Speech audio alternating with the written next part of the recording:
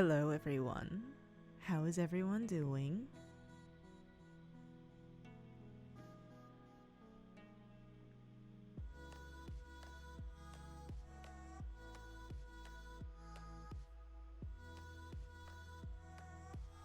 I hope everyone is healthy, doing well. I do apologize if this is a little early for a live stream. To be honest, it's actually midnight where I am right now.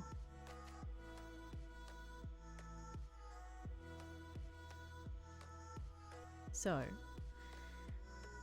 I thought with everything that's been happening around the world that I should hold a long-awaited story time live stream, because I recall looking through all the past posts that I've had that I had to postpone the one in December. That would be partially because of holidays and other things and stuff happening around that time. But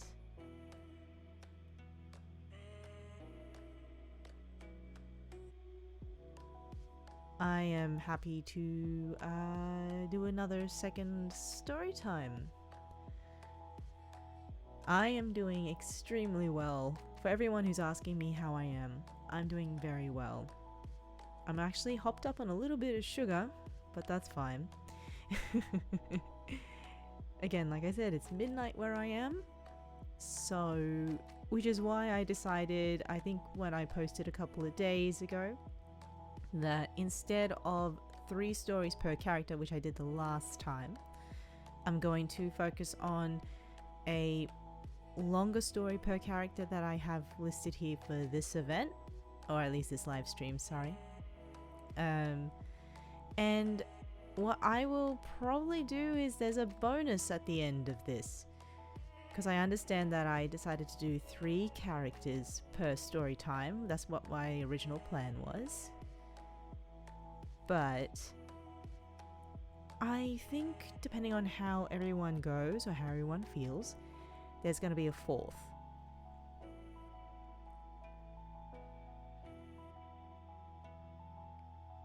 And hello to everyone.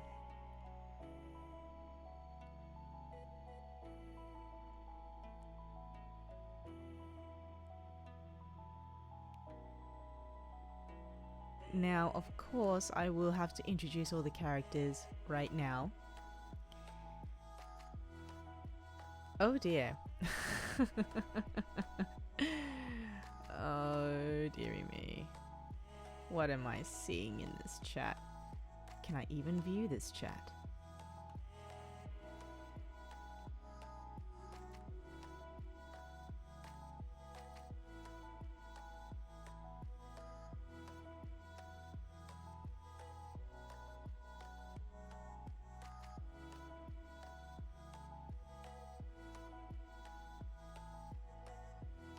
I do apologize, everybody. I think it's running just a tad bit slower where I am. So just bear with me for one moment. But what I was going to say was that the 3 characters since my last poll for story time was Denki Kaminari, Eijirou Kirishima, and Shouto Todoroki, which I will be speaking. I will be reading each character in that order. Oh, I just saw the name. Hi there, Space Freckles. How are you?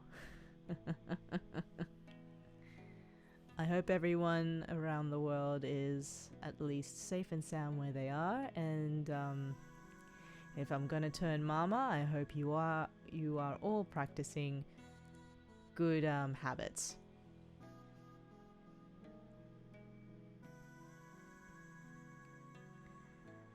(11:31) in Australia. Not particularly. You're probably from the West Coast. It's midnight where I am.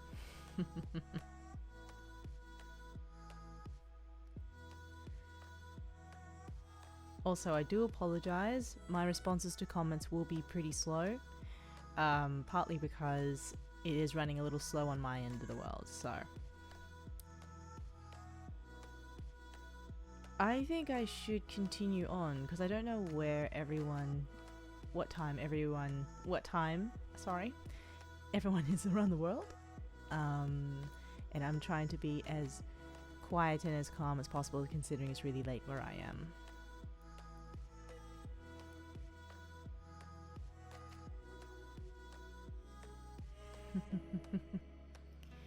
Okay. I hope my voice can live up to your expectations today.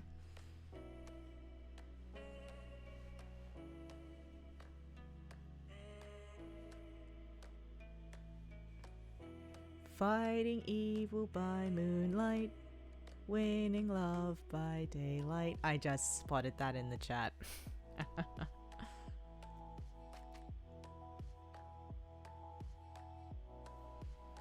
Okay. I've noticed a few people are probably going to be having to go to places or whatnot, so if everyone's okay, I'm going to start this story time right now. The characters that are being featured today are Kaminari, Kirishima, and Todoroki. Now, it's only one story per character, partly because, well, it is midnight where I am, but hopefully they're long enough that they're enjoyable for you guys. But I do hope that if we're all up to it, that there will be a bonus at the end of everything. Aw, you are all very welcome.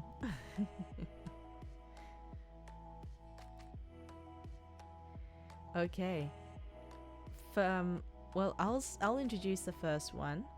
I hope you all can hear me, by the way. I've been trying to figure out the levels for the music and my voice, and I just didn't want my voice to be drowned out by the music, or if my voice is actually really low in volume.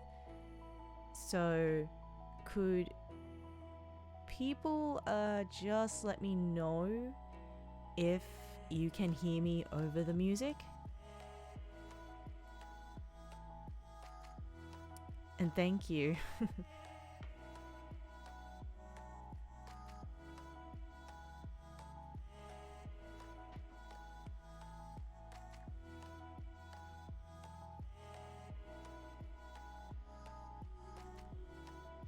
I just have lapses of silence, partly because I am trying to catch up with the chat.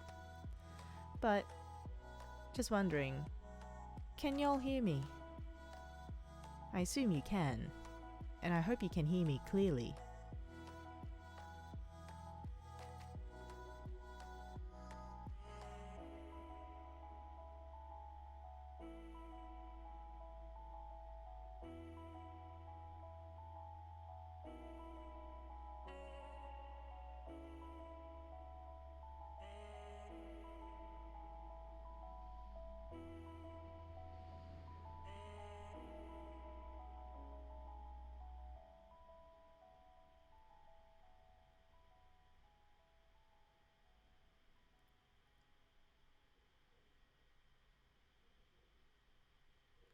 Alright then.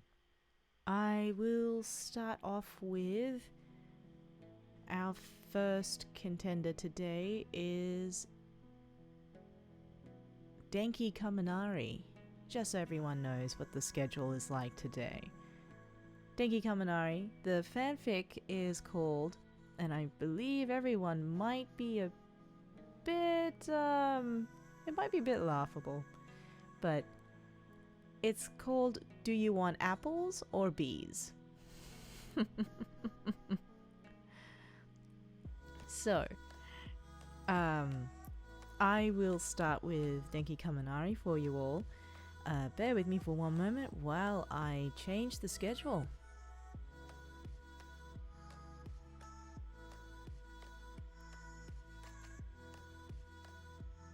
And here we go.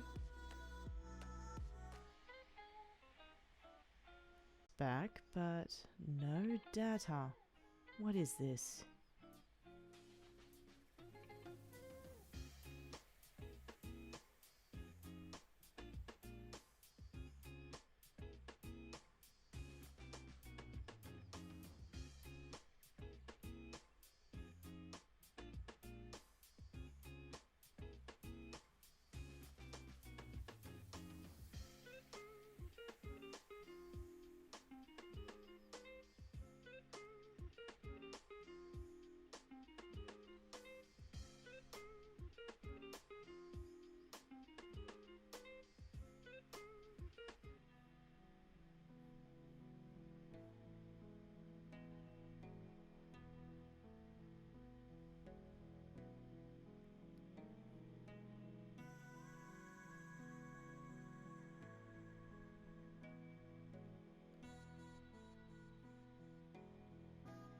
Have I come back?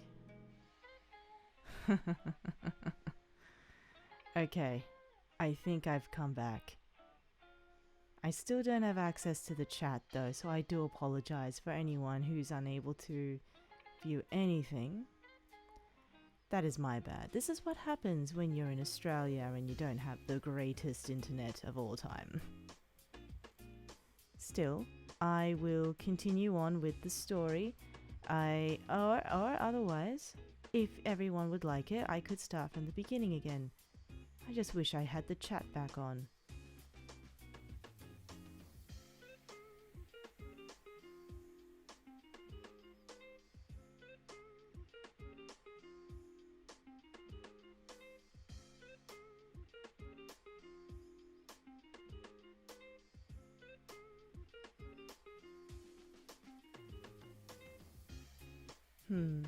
I do apologize for any technical difficulties.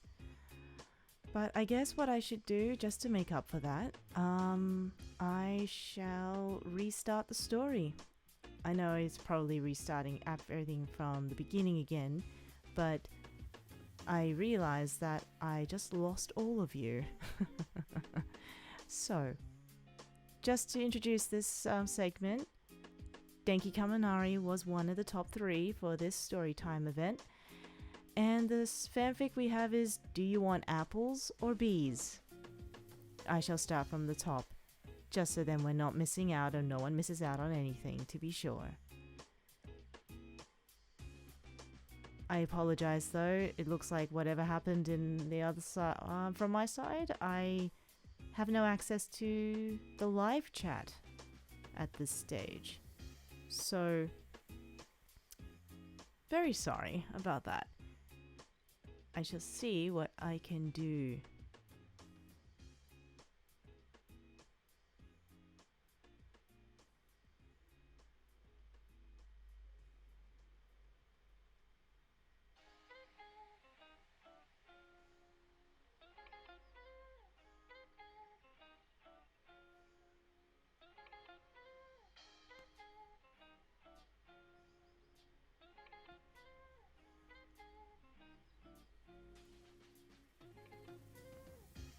Alright, let us begin.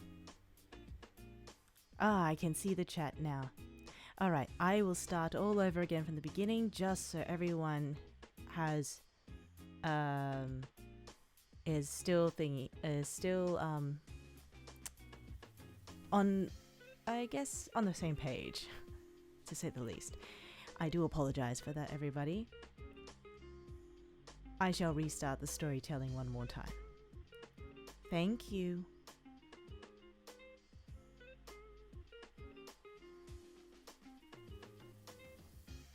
Being friends with Denki was surprisingly fun at the best of times, and a downright challenge at the worst. To be honest, he was one of your best friends, and no matter how many times his crappy jokes or horrible flirtation attempts annoyed you, he always had this way of drawing you back in with that electrifying smirk and lame one-liners. Unfortunately for him, his light-hearted personality and the fact that he was very much a class clown was his downfall when it came to you. It was true that when he first met you, his initial greeting was, "I may not be a photographer, but I can totally picture me and you together. Name's Denki, and you are?" Which wasn't all that serious, as it was just part of who he was as a person to flirt with every attractive person he saw, and you were definitely in the attractive category. The more he got to know you though, the less playful and more serious his flirting attempts became. And before he knew it, you were on his mind nearly 24/7. When he told his friends about it though, even they didn't believe it, as they just figured this was just another crush he'd forget about in 2 days when he passed another cute person on the street or something. But this time, for once, he really was serious. He could hardly explain the way you made his heart race every time you'd laugh wholeheartedly at one of his jokes, and he practically lived for the afternoons where the two of you would lay around and watch movies or play games together. Maybe his friends were right that he usually didn't stay interested in one person for very long. But this was different, and he knew it was different, because when the other people he liked seemed to show interest in others, he just sort of shrugged it off and moved on to the next one. But when you mentioned to him that you had a date coming up, he was inexplicably jealous. Well, why the hell are you going on a date with him if you don't even like him? He shouted after nearly spitting out his drink, only for you to shush him, since the two of you were currently eating in the cafeteria together. Jeez, don't be so loud. And I don't not like him. I just don't like him. Well, what's the difference? He whisper-yelled back, trying his best to heed your warning, but this was honestly just blowing his mind. One moment you're talking about how you recently started talking to an acquaintance, not even a friend, might he add, and the asshole had the audacity to ask you out on a dinner date, and you said yes even though you weren't even into the guy in more than a platonic way. Well, I'm just trying it out. Who knows? Maybe I'll hang out with him and we'll click or something. I don't know. You huffed, getting increasingly frustrated with both yourself and your idiot of a friend. You see, you had thought that recently. Once you realized how you felt about him, you had made your interest in him very obvious. You were practically begging him to finally, legitimately ask you out rather than jokingly flirt with you, like you were sure he did with every other person in sight. But every extra brush of your arm against his own, or flirtatious comment of your own, seemed to go unnoticed. You were starting to think that maybe he just really wasn't into you, and that your friends who had been reassuring you all along were wrong. So when you were asked out by an old friend a few days after you began talking again, you figured why not? You could use a distraction anyways, and maybe this guy really could be a rebound for your slightly broken heart. Kaminari groaned for extra measure, but decided to shut his mouth about the topic as he sullenly played around with the food left over on his plate. Part of him was screaming to just tell you about just how much he liked you, but the part of him that convinced him that he probably didn't have a chance anyways kept him quiet. The two of you chatted for a bit more, but for the rest of the day it was clear that he was a bit down while you were preoccupied with your own thoughts. By the end of the week, you were so ready for a few days off, considering how rigorous your schoolwork and training had become, and you were actually sort of excited for your date, and even went as far as to doll yourself up and dress like you weren't exhausted for once. It was a bit awkward seeing your date for the first time since middle school once you met up at the train station, but after talking for a few minutes, it wasn't all that bad. You were also pretty happy to wind up at his restaurant of choice, which happened to be an Applebee's restaurant. Because you weren't really looking to blow every cent you had on a meal, and something casual made you feel less pressure to appear too impressive. That, and you knew that recently, Kaminari had picked up a part-time job here, so you figured if anything, if he was even working, you could get him to make some excuse for you if you felt like ditching. By the time you had been seated, your date had excused himself to the restroom, which left you fiddling with your phone before hearing that familiar and annoyingly charming voice ring out from beside you. You really couldn't spend a day away from me, huh? You rolled your eyes before even looking at Kaminari, thinking it was some sort of stupid coincidence, that he not only happened to be working, but he appeared to be your server as well. How else am I supposed to make fun of you for that stupid outfit? You teased, gesturing to the horrible Applebee's hat he was adorning. Well, I'm not one on a date at an Applebee's. He chided back, figuring he might as well put in his 2 cents about his everlasting distaste for this whole situation anyways. While you waited for your date to get back, however, the two of you chatted about whatever came to mind, and, unsurprisingly, your date wasn't too happy to come back only to find a server with one palm on the table leaning a bit too close to you for his comfort.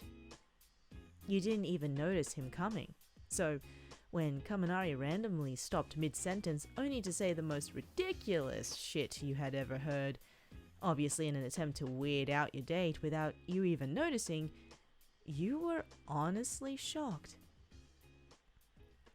It's kinda dumb they don't call boxing fisting, isn't it? Anyways, welcome to Applebee's. Can I get you guys something to drink? The second he said that, you absolutely lost your shit, nearly choking on your own spit while doubling over in laughter.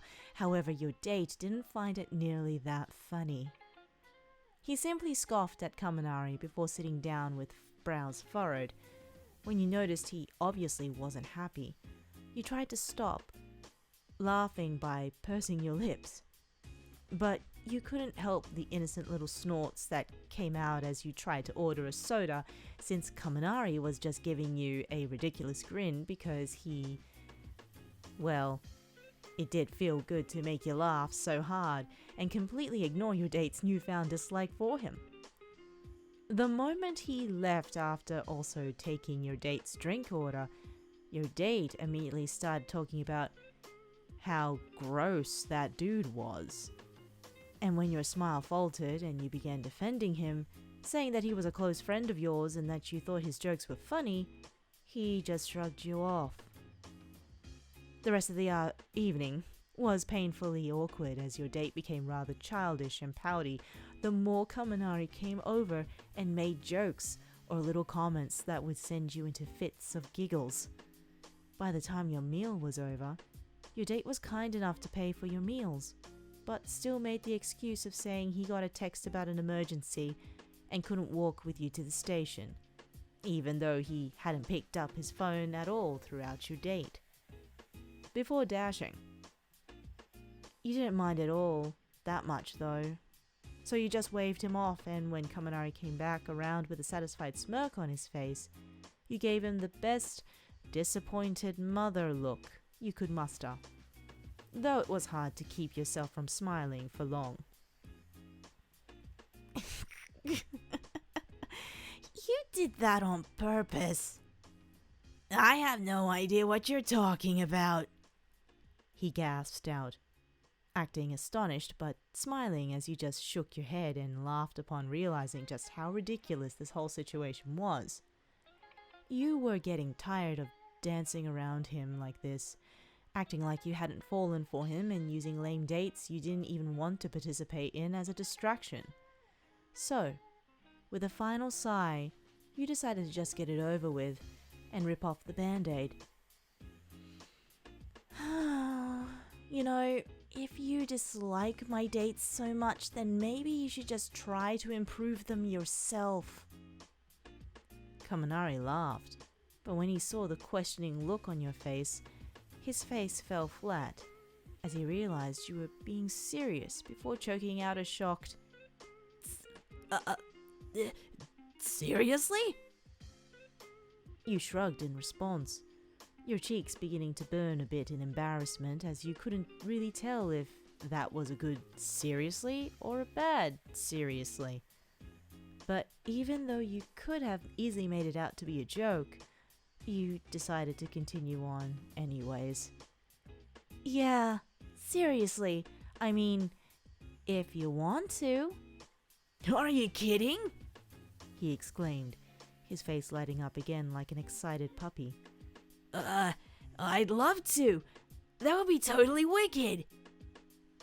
His smile was infectious as a relieved smile of your own spread across your face. But before you could continue your conversation, his name was called out by an angry-looking manager who was pointing out a table of people that must have been Kaminari's duty to serve. Ah, jeez, that old fart can't even give me 2 seconds. This is so lame to say, but I'll text you about the date thing. He nodded excitedly about 100 times while giving you a thumbs up before turning around and hurriedly walking over to the waiting table of people with a pep in his step. You probably could have stayed there forever, watching him give that adorably sheepish smile while he apologized, but you gathered your things and began your walk back to the station, no longer bothering to hide the smile on your face and the enthusiastic racing of your heartbeat, knowing that in the end, your date had gone even better than you could have ever imagined.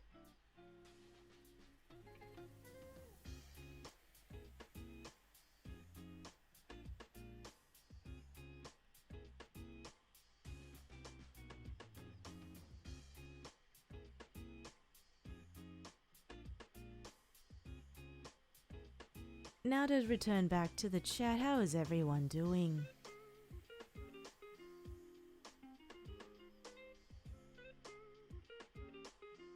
Everyone is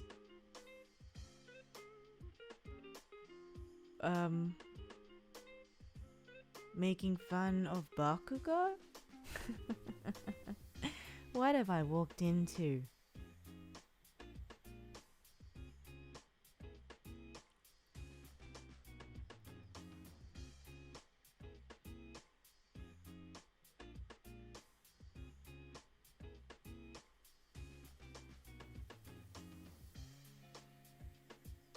Well, I'm glad everyone is responding back with good, positive feedback at the moment. I'm doing well, thank you. But I think we should continue on so then people don't miss out on a few things. Next up that I have here is... I believe we are looking at this one. The next one I have is Kirishima. The fanfic is called Feel Better Soon. I will start this one right about now.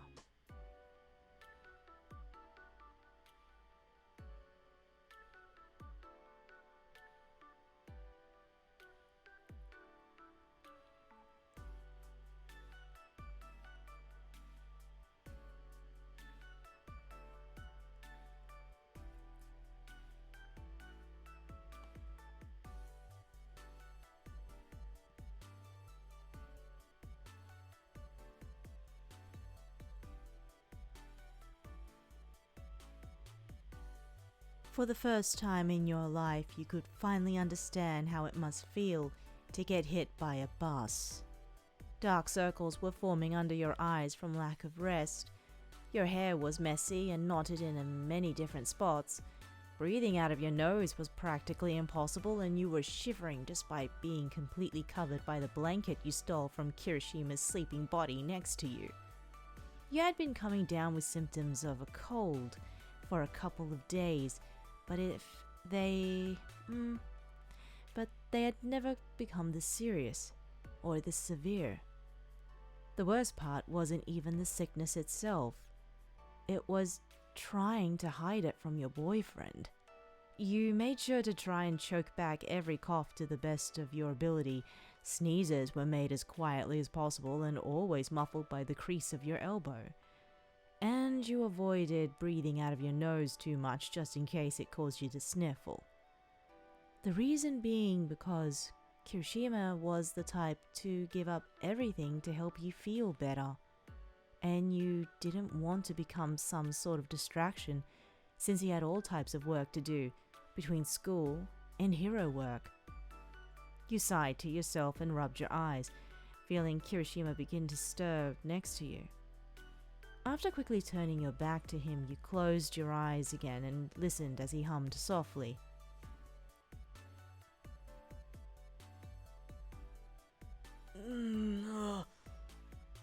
Good morning, cutie pie. He said, his voice husky and soft. He leaned over and placed a light kiss against your temple, freezing and staring down at you. Why are you so warm? Oh, it's just from being covered up, that's all. You replied, mentally kicking yourself for sounding so nervous. He raised an eyebrow and ran his fingers through your hair, gently brushing out some of the minor knots. So, that's why I was so cold, huh? You little blanket thief. He chuckled a bit and wrapped his arms around you, feeling your body shivering slightly against him, which caused him to start feeling immensely concerned. Wait, you said you're warm from being covered up, but you're shivering. And it's not even that cold in here.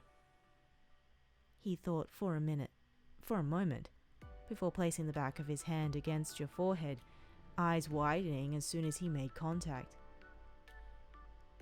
Ugh, baby, you're burning up. No, Kiri, I'm fine, I promise.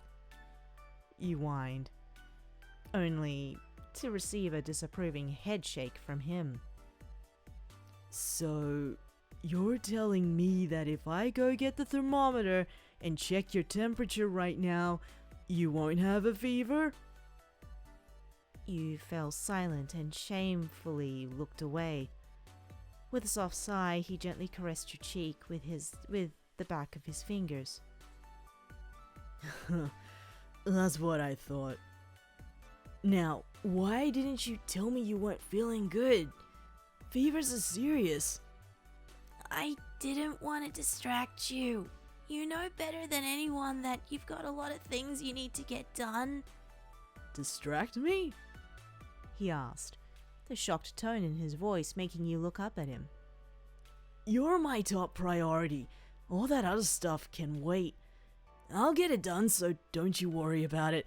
For now, I gotta help you feel better. What kind of guy would I be if I didn't? But what if you get sick? Sick schmick, nothing I can't handle. Besides, the risk of catching a little cold won't scare me enough to avoid taking care of you. Now, be right back. I'm gonna go grab you some medicine and something to eat. Kiri, please don't overdo any. He was gone before you could even finish your sentence. Even though you felt like absolute shit, you couldn't help but smile at how caring he was. He got so excited to care for you until you felt better every time you became sick, and that made you feel extremely special and loved. After a few minutes, he practically ran back through the door of your shared bedroom with a variety of items in his arms, some of them falling to the floor and causing him to scatter to pick them up as if he was being timed. Shoot, where did the honey bun go? He asked, sounding genuinely panicked as he began to turn in circles to search for the small snack, which caused even more items to fall from his grip. Kiri, you said, through small giggles which soon turned into laughs. I told you not to overdo anything. Where the hell is the honey bun? He repeated, but this time in a soft yell, ignoring you completely. Your laughs only grew stronger, but they soon turned into a fit of coughs, making you whine as they burned your sore throat. There you are! He swiftly picked up both the honey bun and the other items that he accidentally dropped, walking back over to the bed and frowning at your pained whine while putting everything down onto the mattress. Ugh. Poor thing. But thankfully I've got just the thing to help. He lifted up a small box and smiled proudly. It's medicine. It'll get rid of your fever and help soothe your throat, along with some other stuff. But the only thing is, I couldn't find pills, so you'll have to drink the liquid. You wanted to gag, then and there. Please don't tell me it's the cherry kind.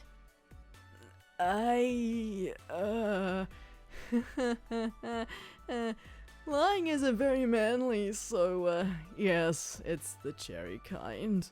But it's okay. I'll hold your hand the entire time, and I've got you some juice for you to drink right after, so it'll help wash out the taste. After shooting him a playful glare, you eased yourself up and sat back against the headboard of the bed. Oh, you're lucky you're so damn cute, or else I'd chuck this at your face. He smiled happily as you took the box from his hands, opening it and pulling out the bottle of red liquid. It looked disgusting and had your throat tightening, but you knew you had no choice but to take it if you wanted to get any better. After taking the medicine cup and opening the bottle, you poured the correct amount of liquid into it and groaned quietly at the nauseating smell. Do you want to hold my hand? Kirishima asked while looking back and forth between you and the medicine nervously. Oh, it's not that serious, Kiri, but if it helps calm you down, then knock yourself out. Despite feeling slightly embarrassed, he intertwined his fingers with yours, and used his free hand to grab the cup of fruit punch juice he had prepared for you. Without a second thought, you quickly drank the medicine and pulled away while sticking your tongue out from the disgusting taste. He quickly handed you the cup and watched as you instantly snatched it and gulped nearly all of the juice down, a sigh of relief leaving his lips as he relaxed now that it was over.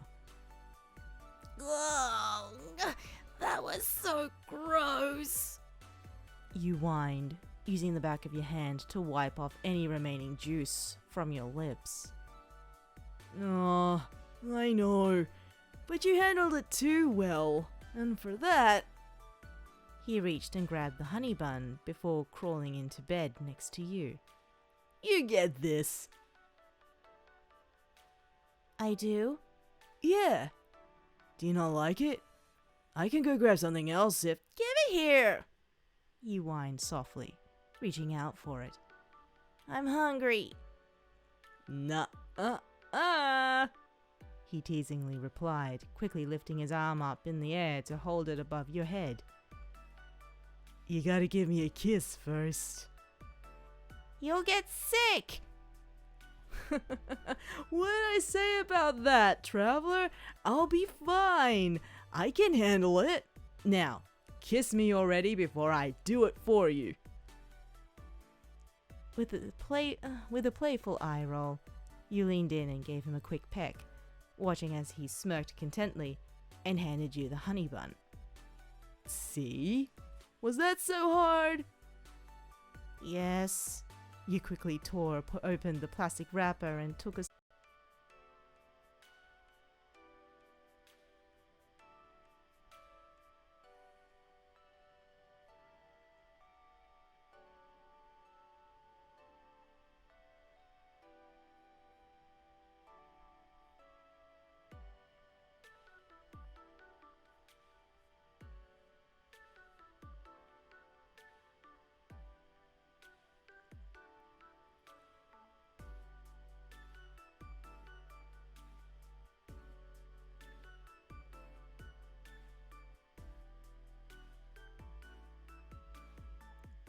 Hello everyone, I'm sorry, I just noticed that lag just then.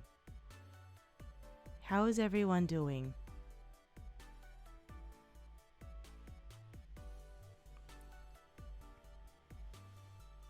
Oh no, you couldn't hear me. Of course. Perhaps maybe I should return back to... I'm sure everyone heard the part where the medicine was being given.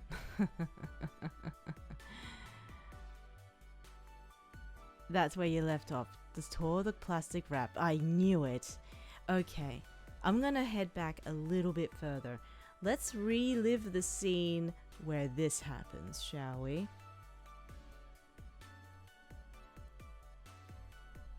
Ugh, that was so gross. You whined, using the back of your hand to wipe off any remaining juice from your lips. I know. But you handled it too well, and for that... He reached over and grabbed the honey bun before crawling into bed next to you. You get this! I do? Yeah! Do you not like it? I can go grab something else if... Give it here! You whined softly, reaching out for it. I'm hungry! Nuh-uh-uh! He teasingly replied, quickly lifting his arm up in the air to hold it above your head. You gotta give me a kiss first! You'll get sick! What'd I say about that, traveler? I'll be fine, I can handle it. Now, kiss me already before I do it for you!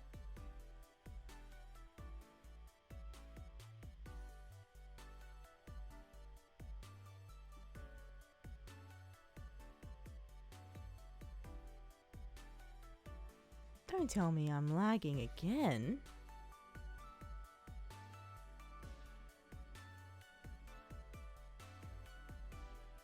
Am I lagging? I just see a lot of lag happening.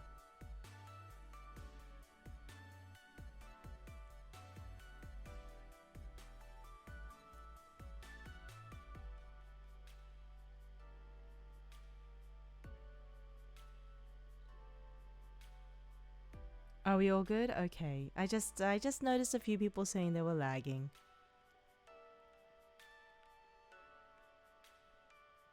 Thank you.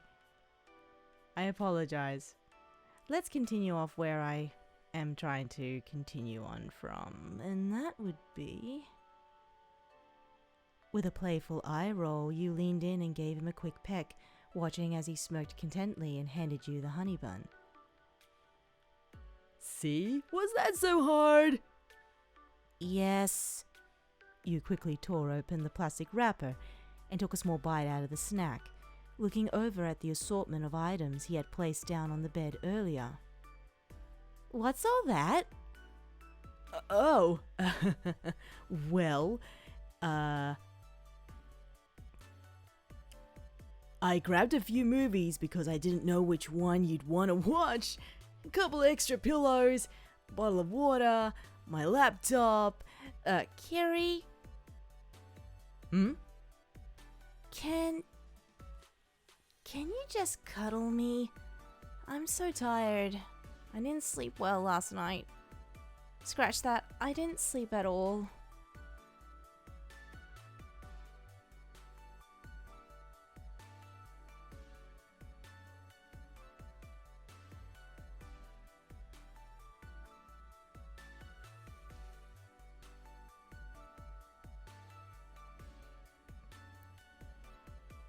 He grinned and gently pulled you over, letting you lie on top of him. Of course, sweetness. You never have to ask for things like that. You rested your head against his chest and focused on the sound of his heartbeat as he grabbed a blanket and wrapped it around both of you.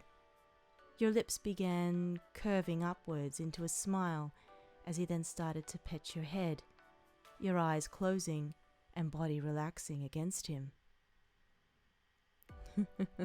And when you wake up, we can watch anything you want. I'll even cook your favorite meal for you tonight. I just want you to feel better as soon as possible and not feel miserable while fighting this sickness off. He continued to plan up what you two would do when you woke up, which eased you to sleep much faster than anything else could have.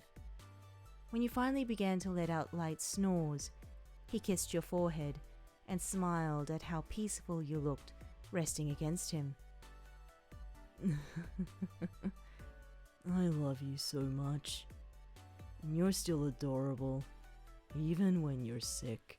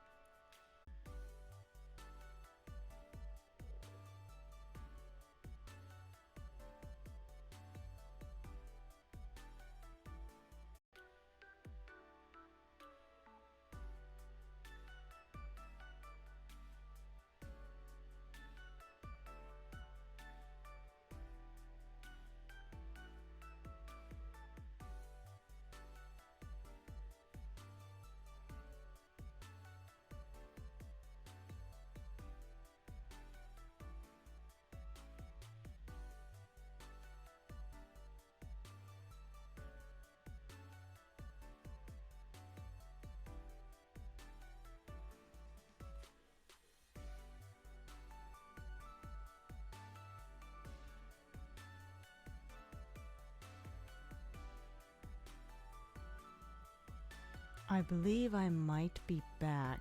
Am I back? Can you all hear me?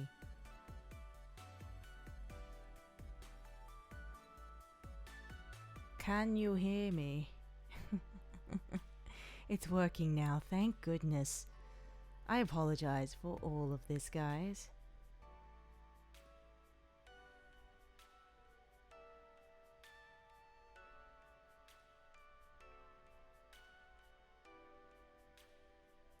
Okay, you all can hear me? Okay, some people, maybe it might be just a connective thing, but hopefully.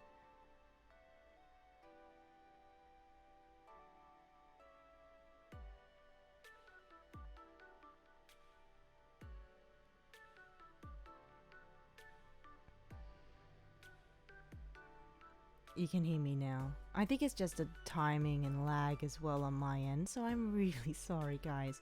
I'll see how much further I can get along with the story time. But we have our final segment. And our final segment is Shouto Todoroki. His fanfic tonight is called Jealousy for Dummies, which I'm very interested in.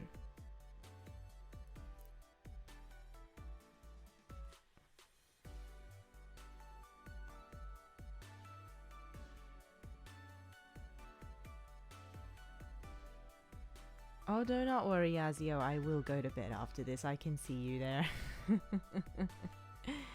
But yes, Icy Hot shall be approaching in 3, 2, 1.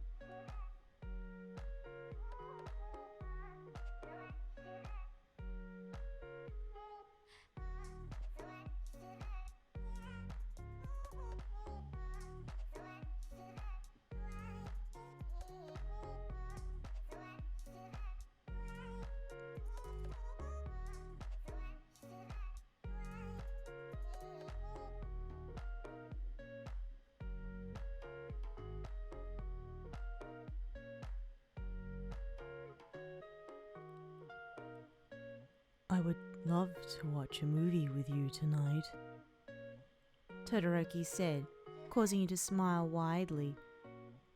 But your smile just dropped. I already promised Yaoyoruzu I'd train with her later. There was a guarded expression on your face as you tilted your head to the side. Oh? He nodded. She helped me with our English assignment earlier this week, and I thought it'd be nice to return the favor. Oh. You gave him a small smile that was only a tiny bit forced.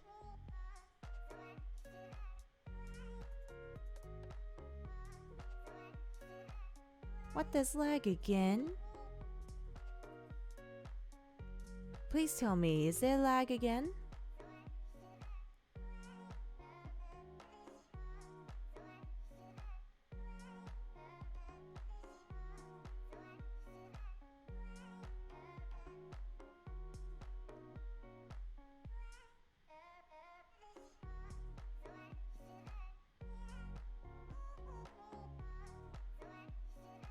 Oh no, it's just that there's a few people who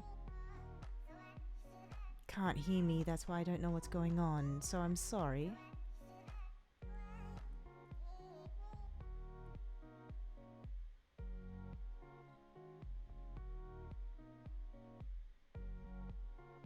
Okay.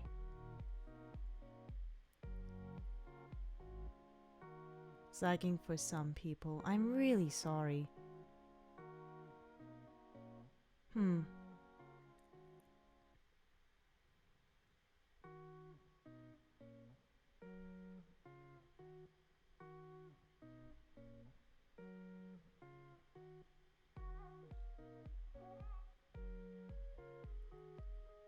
Well, is my volume still okay at this level, or should I be a little bit louder?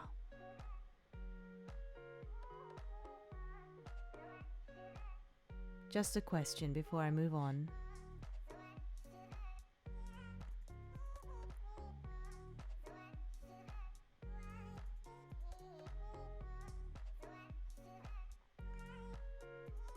Okay. I'll continue on from where I left off, and we'll see how we go. So,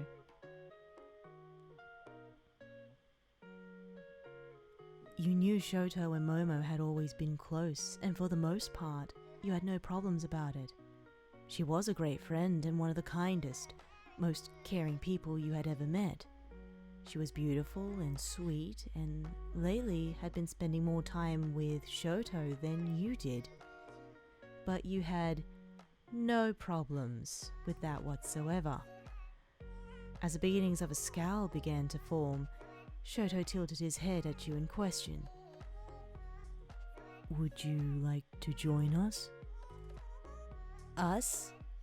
Since when were he and Yaomomo and us? You bit the inside of your lip before shaking your head. You trusted both of them and knew there was nothing going on between the two, but you still couldn't shake the unsettling feeling in your stomach.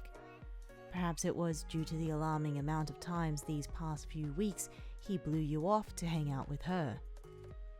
Part of it was understandable. They had plenty of things in common and they worked well as a team, both on the field and off. There was always a nagging thought in the back of your mind that Todoroki and Yaoyorozu would have been perfect together, but you hardly paid the idea any attention. That was until now. You cleared your throat, rolling your shoulders back as you tried to rid yourself of your negative thoughts. You were beginning to grow anxious from your overthinking, and you knew nothing good could come from that. It's fine, don't worry about it, you said, shrugging. With a sigh, you held his hand in yours, trying your hardest to smile. How about we hang out tomorrow instead? We can go out for dinner or just hang out at my dorm. Anything, Shouto. It's been a while since just the two of us got to be with each other. The way the corners of his lips tilted downwards was enough to make your stomach flop, and not in a good way. I'm sorry, traveler, said Todoroki, giving your hand a firm squeeze. I really would, but Yaoyorozu asked if we... Your hand felt like it had been burned, and you snatched it away from him with such force his words died in his throat. You tried to be understanding.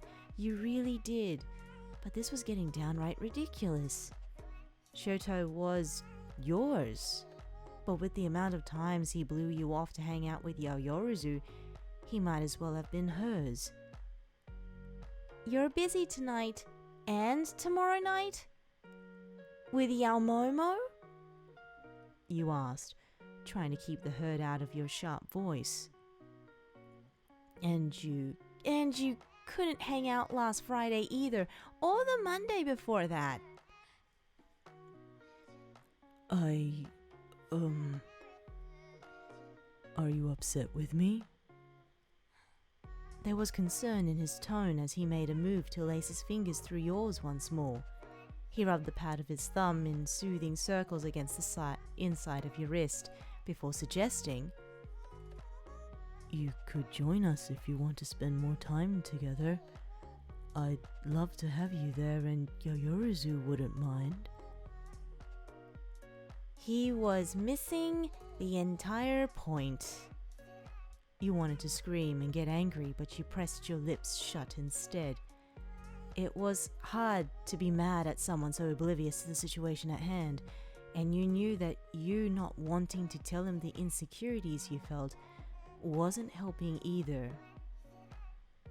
But no matter what you said to yourself, you simply couldn't tell him. What if he thought you were being clingy and insecure? Did you being jealous of Momo mean you didn't want him spending time with one of his closest friends? Of course it didn't, but what if Shouto thought that's what you meant? It would be better for everyone if you just kept your worries to yourself. No, it's fine, you said with a small smile, bringing his hand that was holding yours close to your face. You leaned your cheek against his warmth before letting go. It's no big deal, Shouto. Really. Are you sure? You nodded, giving him a thumbs up before heading to the front of the room. Class is about to start, so I better head to my seat. Todoroki peered intently at you, but seemed to believe your words. After all, he didn't see a reason why you would lie or hide the truth from him. Of course. Later then. Later. You kept a smile on your face as you walked to your desk in the front of class, only letting it drop once you plopped down into your seat. As you rested your chin in your palm, you let out a quiet sigh, only to be disrupted by your annoying classmate behind you. Idiots. Your back tensed as you turned around to face the desk behind you. Are you talking about me?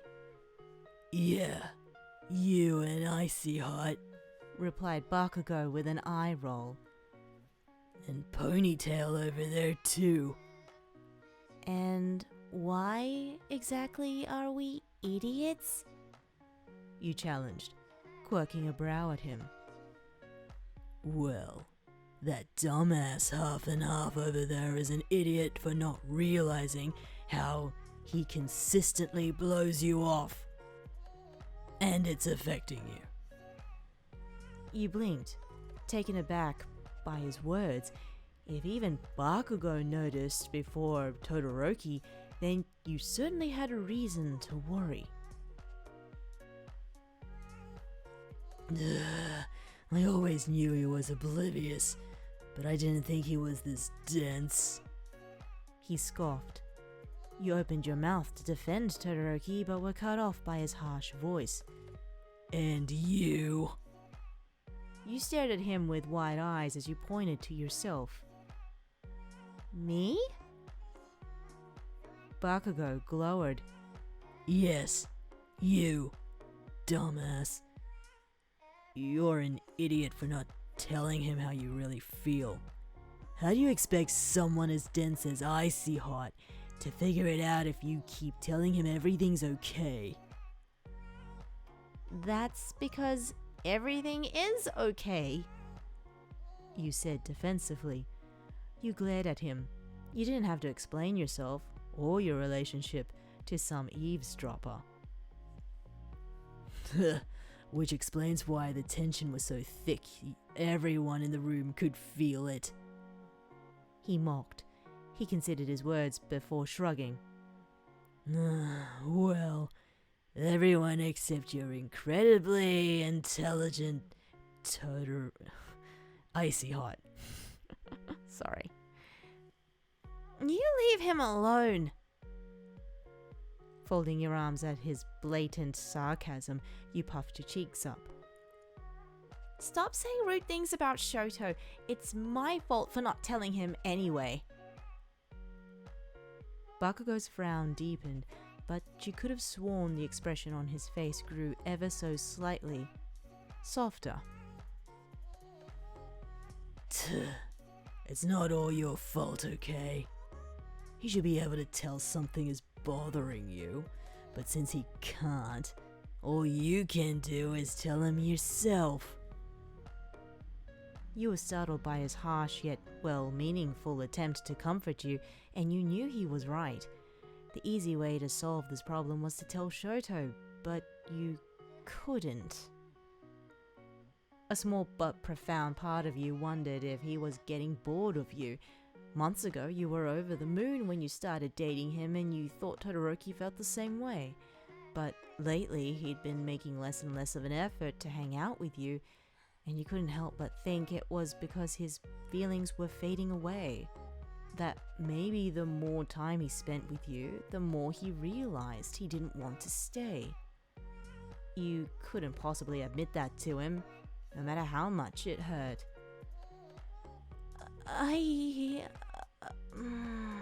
Your voice trailed off as you took a shaky breath. I don't want to tell him, Bakugou. Okay? He looked at you incredulously, but didn't push. Okay. But then how is he ever going to know you're jealous? That was a valid question.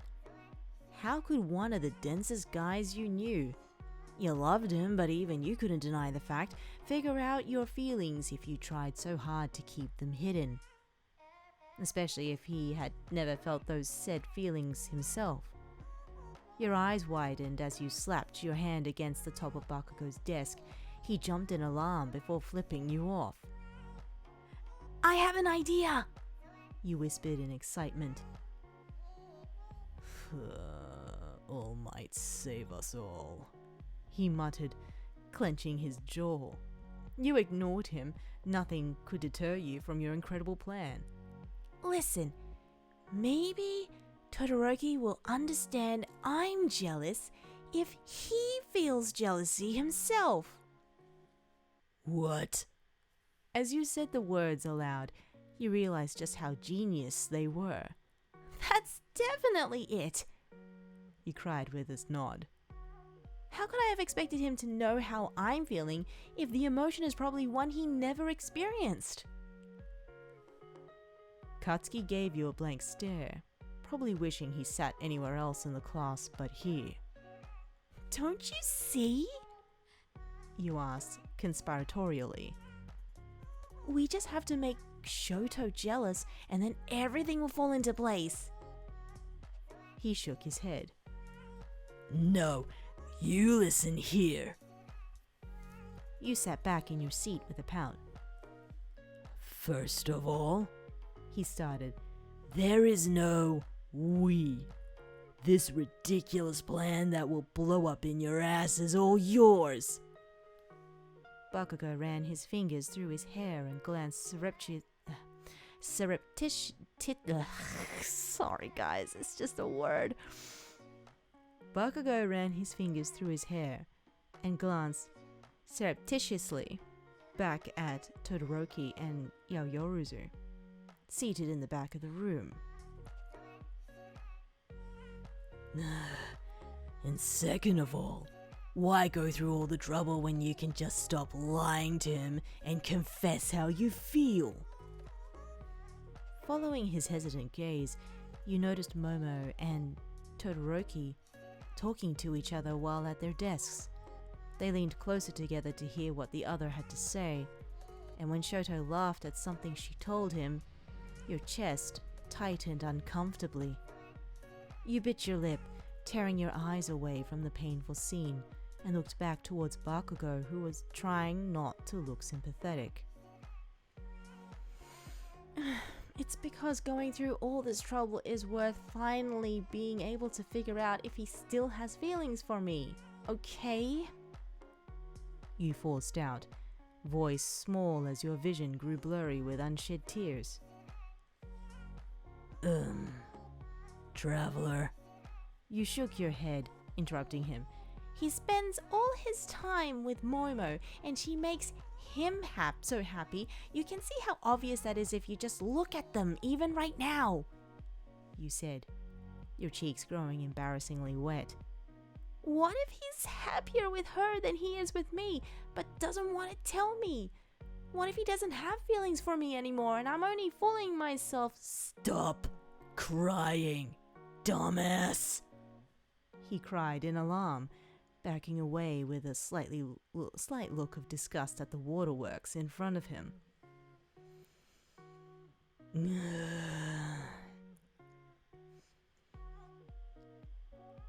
Icy Hot obviously still likes you. He's just a big fucking moron. That did absolutely nothing to help with your crying. Bakugou growled, growing annoyed with your silent sobs.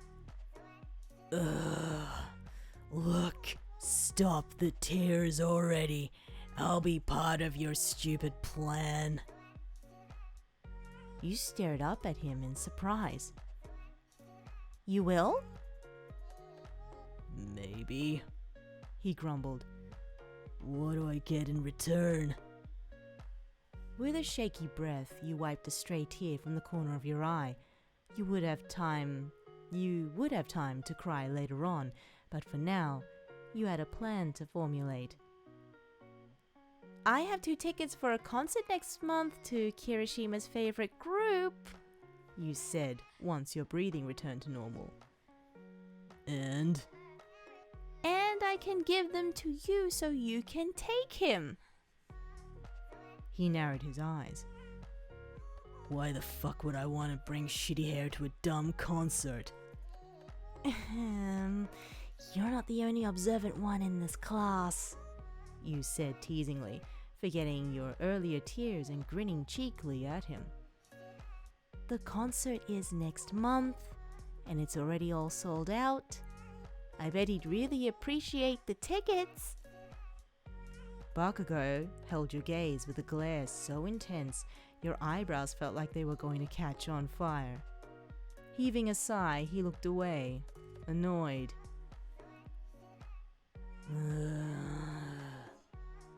They better be some good fucking seats, dumbass. There are floor seats right in front of the B stage. Fine, he said with a glower. You have yourself a deal.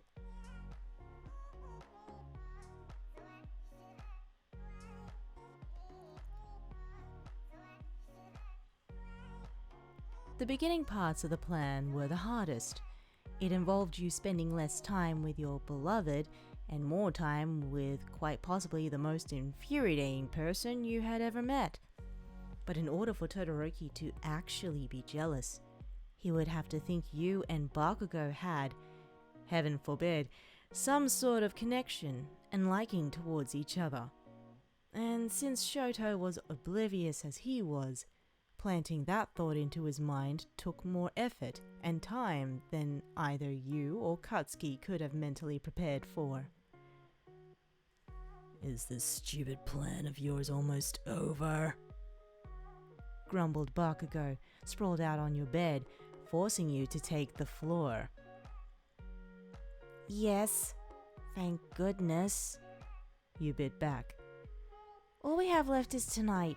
And if tonight isn't enough, then it's official. Todoroki no longer loves me.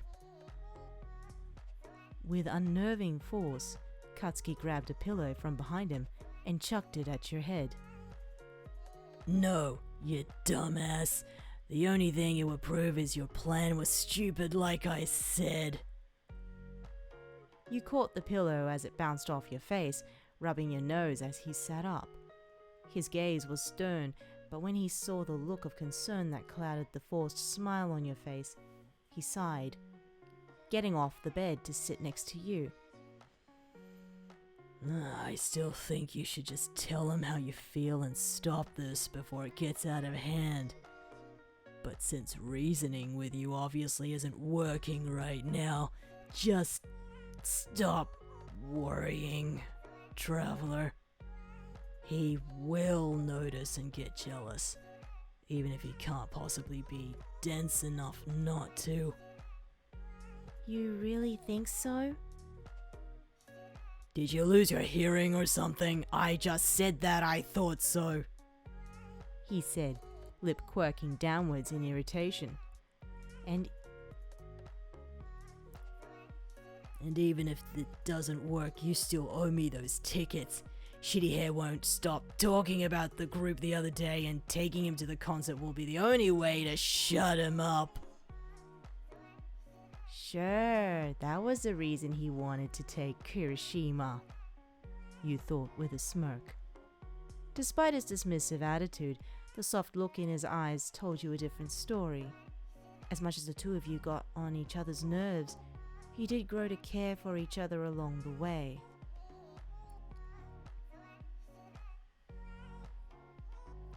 Listen, there's no use in worrying about it, okay? Let's just see what happens before you annoy me even more with your constant chattering. You smiled as he rolled his eyes. Thanks, Bakugou. He'll definitely be getting those tickets regardless of what happens. He snorted. Good. That's all I care about. That was a blatant lie, but you let it slide. Instead, standing up from your seat and walking towards your door with a grin. Tonight was a class movie night in the common room, and coincidentally, the perfect opportunity to make Todoroki jealous. You were to sit next to Bakugou and leave no space for him, and then obnoxiously, if you were less than obnoxious, Todoroki wouldn't notice a thing, talk and laugh with Bakugou until you got some sort of reaction out of him. And while it pains you to try to get a rise out of him like that, you genuinely believed this was the only way to figure out if he truly still had feelings for you.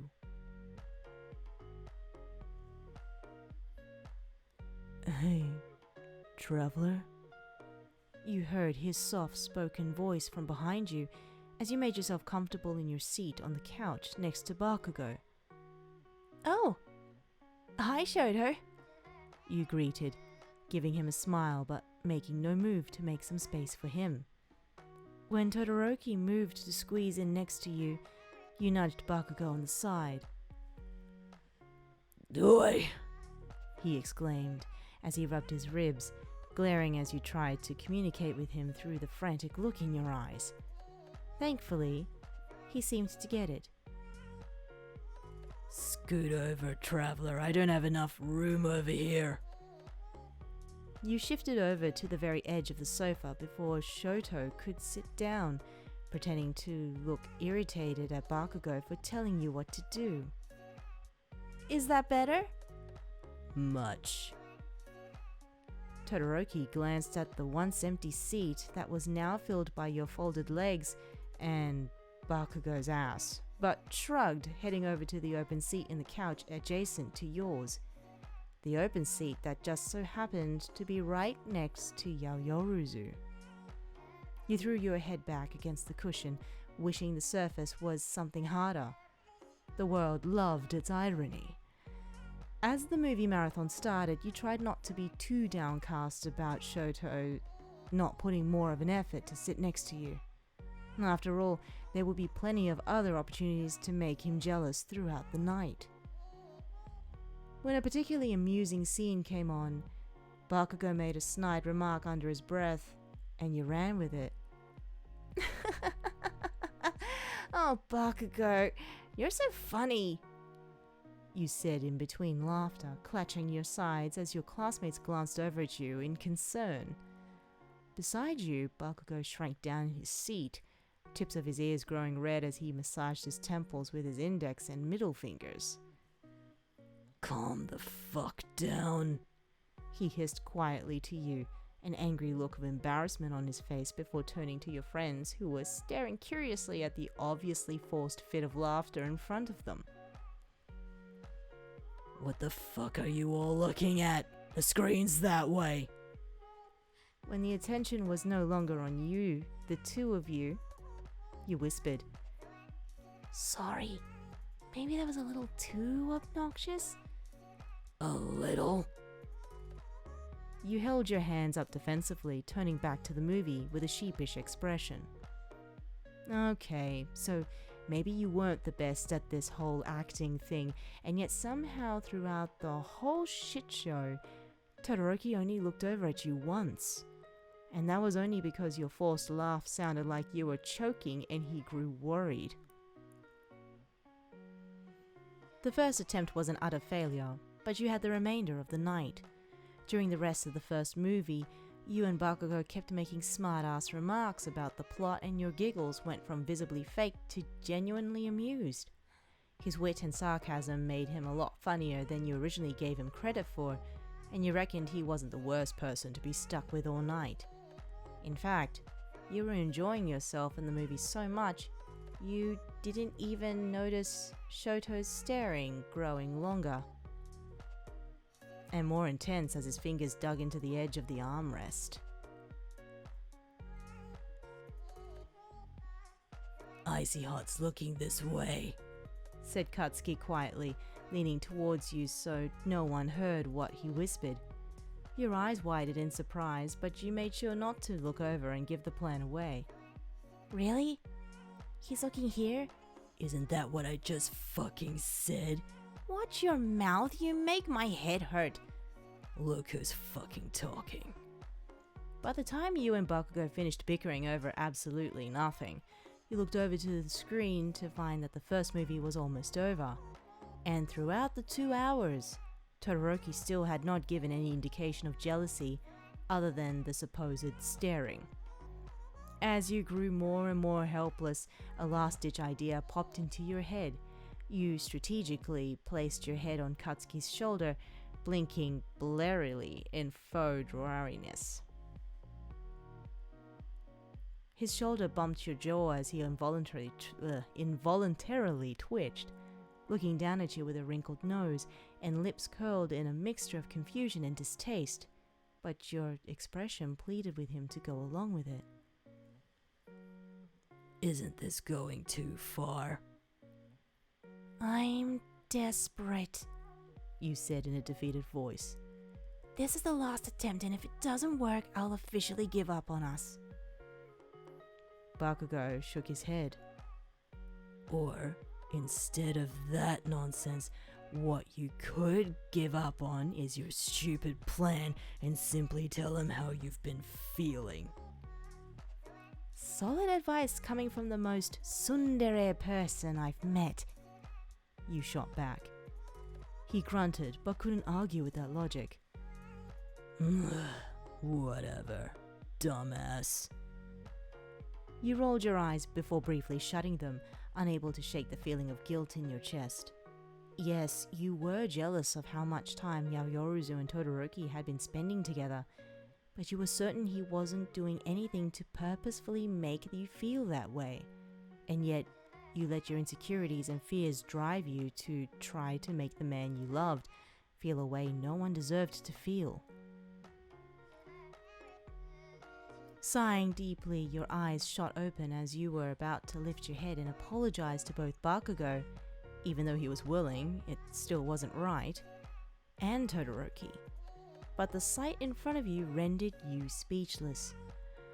With a dark look clouding the normally calm and content expression on his face, Shouto stood mere inches in front of you, and Bakugou on the sofa, his hands curled into fists by his sides. Traveler, he said in a strangled voice as he tried to control his volume. Can we talk for a second? You blinked a few times before nodding, pushing yourself off the couch and exchanging glances with Bakugou as the rest of the class pretended not to be intrigued by the potential drama. At the incessant ogling of your peers, you jutted your chin towards the stairs. "Wanna talk in private?" He nodded almost imperceptibly, his face unreadable as he stormed up to the second floor with you in tow. The tension in the air was thick as you walked there in silence, and though you supposed you got the reaction you wanted, which was to say, any reaction at all to let you know he cared, you still felt terrible. What the hell was that? Todoroki finally asked as the two of you stopped in the middle of the hallway. The way he glared made the room feel as if it had dropped 20 degrees. You gulped. What do you mean? Are you seriously asking me that, traveler? He said harshly, causing you to wince. He was right. Stupid question, and you knew it. This whole night, you and Bakugou were practically flirting right in front of my face. And then when you laid your head down on him like that, if anyone would have walked in, it would have looked like the two of you were the ones dating. You stayed quiet, taking in the subtle fluctuations in temperature as Todoroki fought to keep his control. And not only that, these past few weeks you hardly wanted to spend time with me. It was always, you and Bakugou this, or you and Bakugou that. What's going on with us? You actually noticed? You asked with a surprised blink. His voice was appalled as he retorted. How could I not notice when I had to witness it every day, in class and out of it? Do you no longer have feelings for me anymore? Is it Bakugou you like now? Your stomach dropped as his tone grew defeated. Earlier he sounded angry and jealous, which you suppose was the reaction you wanted in the first place. Of course, you cursed how stupid that was only when it was too late, but now Todoroki simply seemed hurt and withdrawn. "Shouto?" you said softly, shaking your head. "That's not it at all." Then, what is it? I was only trying to make you jealous, okay? You kept blowing me off to hang out with Yayorozu, and I noticed how she makes you smile and laugh so easily.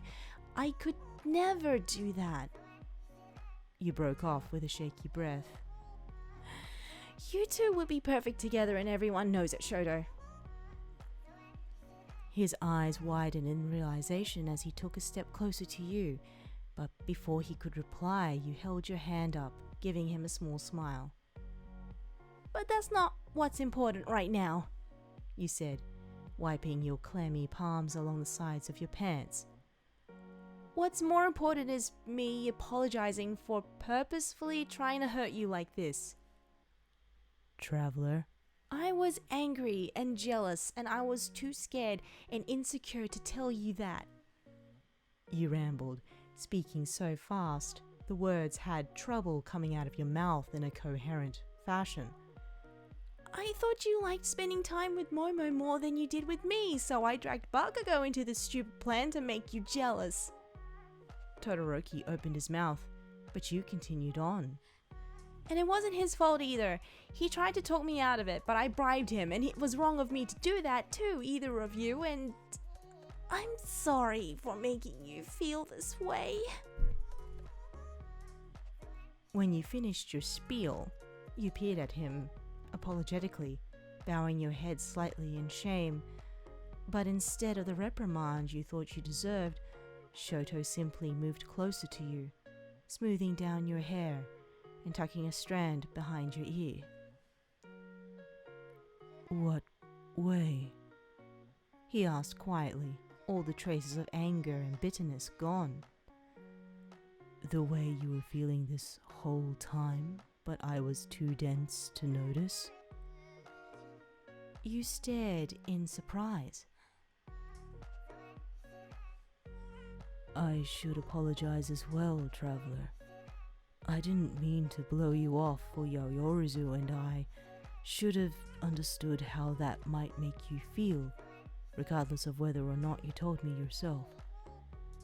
She's a friend, but you're the one I love.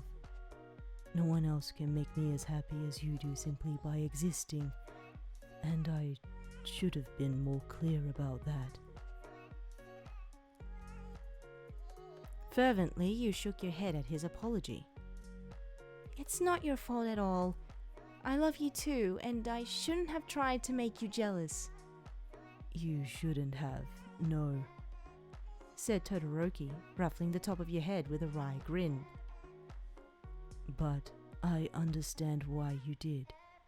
I didn't pay enough attention to what you were trying to tell me the first time you brought something up, and I didn't make enough effort to spend time with you. Your stomach flipped at his heartfelt apology. His body was close to yours as your hand found its way into his own. It's not your fault, you repeated under your breath, lacing your fingers between his. And it's not yours either. I should have communicated more. And I should have been more attentive. He countered, bringing your interlocked hands to his lips as he pressed a chaste kiss against your knuckles. There are plenty of things we both could have done differently, but there's no changing that now. All I know is I love you, and I don't want you to feel that way ever again. You nodded, slowly wrapping your free arm around his torso as you leaned against the comfort of his chest. Shouto rested his chin on top of your head, and you breathed in deeply, feeling at home in his embrace. He was strong and gentle, passionate and soothing, and you had never felt safer than the moments you were in his arms. Next time, you mumbled into his shirt. I promise to talk to you if anything is bothering me. Thank you. Todoroki nuzzled his cheek against you. And I promise to be more observant and thoughtful of your feelings. You beamed, pulling away to stare up at him in adoration. Thank you. I really missed you. I miss talking to you and holding you like this and just spending time together. I missed you so much too, he admitted, smiling as a light blush took over his face. How about we leave movie night a little early and head up to my room? I'm sure our classmates will miss us, but they're not the ones I care about the most right now. That sounds like a plan. Shouto leaned down as you cupped his jaw, your thumb lightly stroking the high points of his cheekbones. Before you could press your lips against his, you heard an exaggerated cough from behind the wall as a spiky head of blonde hair peeked out from the corner. Your eyes narrowed at the interruption. Listen, before you two get all gross and affectionate, could I get the concert tickets first?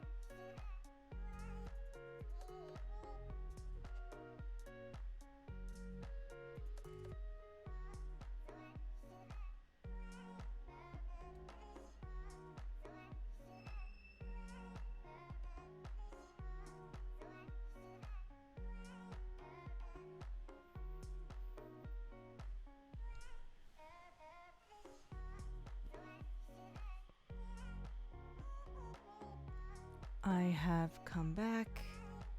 I just wondering how, if everyone can hear me, so let me know.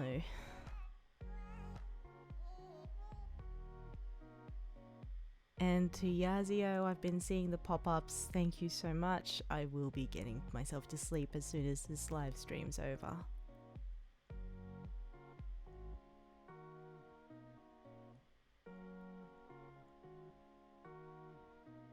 Yes, we do have Wheat Bix in Australia. Thank you for the question. Okay. Well, I'd say thank you. I just saw a few compliments. Thank you so much. I'm glad. This is like all first dry reads of these stories. Like I read them before, but now this is actually me reading them live, so if my impersonations or if my storytelling style's a little different, I'm sorry. That's just me trying to catch up with everything plus all of this issues.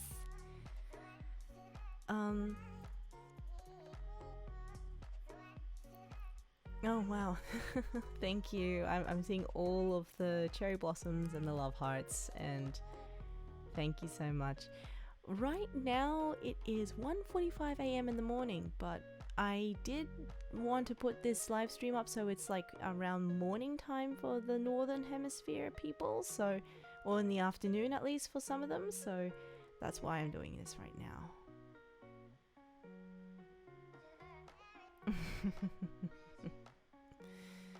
So, I have a question. Yes, I am Australian, that's true. I have a question though.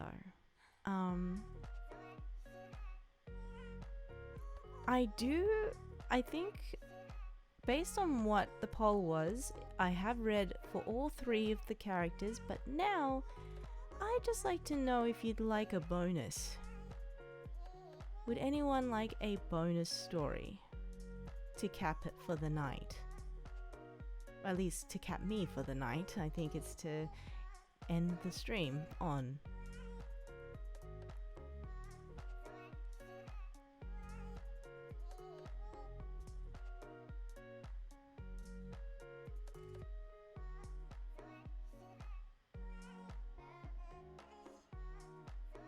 Also, I'm not sure if any of the peeps are still in the chat, but I do appreciate the donations that have come through. I did want to say thank you, but because of the lag issues, I was afraid that my thanks would be lost in the lag. But now that I can see that it's running smoothly, thank you very much. I never really expected anything to come through. I just wanted to do this live stream, but that's amazing. Thank you.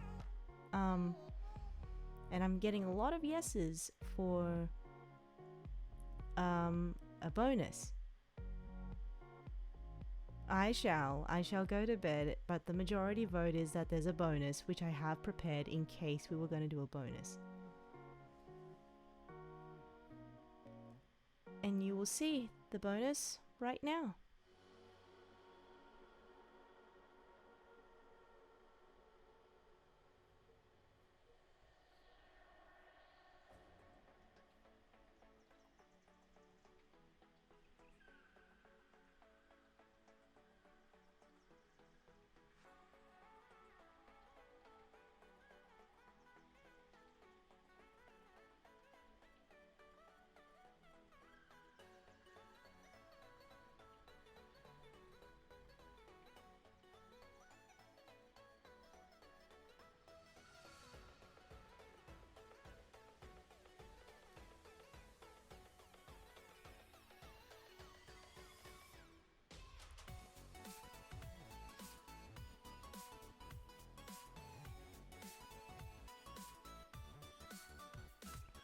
Unfortunately, I've not made a title for this. It's an untitled fanfic, but I thought it was a pretty interesting spin.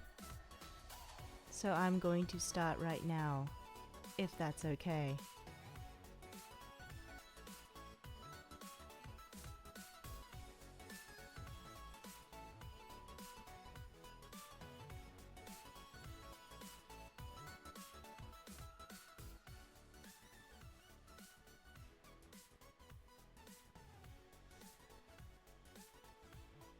The air outside was cool as people gathered around holding various viewing devices, impatiently waiting for the solar eclipse to start. Your home sat remotely on the side of a mountain, isolated from the business and light pollution of nearby towns. The nights were intensely quiet and dark outside of the occasional train rolling barely 100 yards from your front doorstep. Today was a day you and your friends had been waiting for ever since scientists calculated the next viewing of a solar eclipse, something you'd probably only see once in your lifetime. Oh, traveler, hurry up! One of your friends called out from the open field behind your backyard. Coming! Grabbing one of the homemade viewers from inside, you jogged towards your group of friends, gathered around excitedly as the eclipse was about to start. It was obviously dangerous to stare right up at the sun, and just as damaging to stare up into an eclipse. So everyone held up their homemade viewers and prepared as the sky started to darken, and the moon slowly but surely edged its way across the sky into the silhouette of the sun. An old well sat in your backyard, old and overgrown, with moss and weeds, having long dried up many years before you moved into the place with your family. Wanting to get a bit more comfortable, you decided to sit on the edge of the well while holding up your viewer to protect your eyes. The eclipse was happening practically right above your head, which forced you to crane back in order to see it properly. With blackened sky overhead, the moon finally sat squarely in the center of the sun, a halo of light around a black and empty hole which sent a shiver down your spine. You made the mistake, however, of leaning back too far in an attempt to look straight up, and before you knew what was happening, the well sucked you in like a clump of dust to a vacuum hose. Darkness surrounded you as you started screaming, hands trying to grasp at anything to slow down your descent.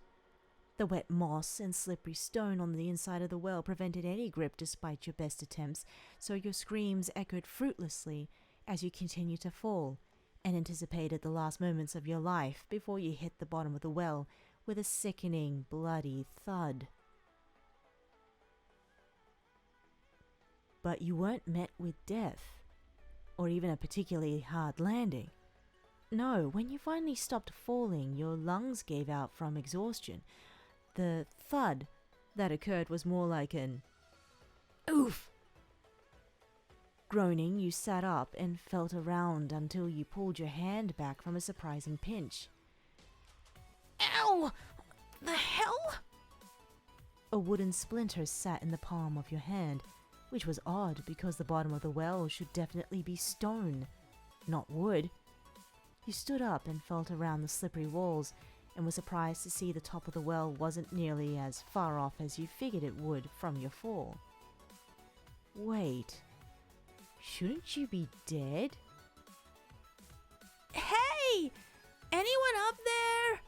Help me out! You screamed while trying to work your way up the walls, but moss and weak vines reached all the way to the bottom, preventing you from holding a grip. Where the hell is everyone? Taking out your phone, you were going to text someone to come back outside and help you out, but were surprised when no service appeared at the top of the screen. Turning on your phone's flashlight, you looked around for any hidden handholds, but no such luck. Now you were starting to panic. No cell phone service. You couldn't climb out. Were disoriented and confused from your fall and not being a human pancake. What in the world was going on? For several minutes, you continued to yell up for anyone to help you out, to signal that someone was trapped in a well. Where's Lassie when you need her? While sitting down against the wet walls, the sun overhead beat down on you fiercely, despite being far down in otherwise pitch darkness. At least it did, until a shadow overhead blocked out a portion of the sun, causing you to look up. It had a vaguely human silhouette. Hey! Can you help me out? you yelled desperately. You didn't care at this point who it was. Remaining down here was the absolute worst option. That was for sure. Who the fuck are you? A loud and raspy voice echoed down into the well. You didn't recognize it, but you weren't about to be picky. I'm someone trapped in a well. What does it look like? Can you help me, please? Your sarcasm sprang up at the absolute worst times, suddenly paranoid that the stranger might leave because of your attitude. And for a moment you panicked because the silhouette did indeed disappear from the top of the well. Shit. A moment later, though, something heavy was tossed down, and you had to back up into the wall to avoid being hit in the head with the rickety and definitely unsafe-looking rope ladder. At least it was better than nothing, so you'd take it.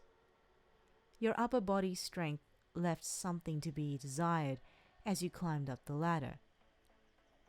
Hurry up! Ain't got all day!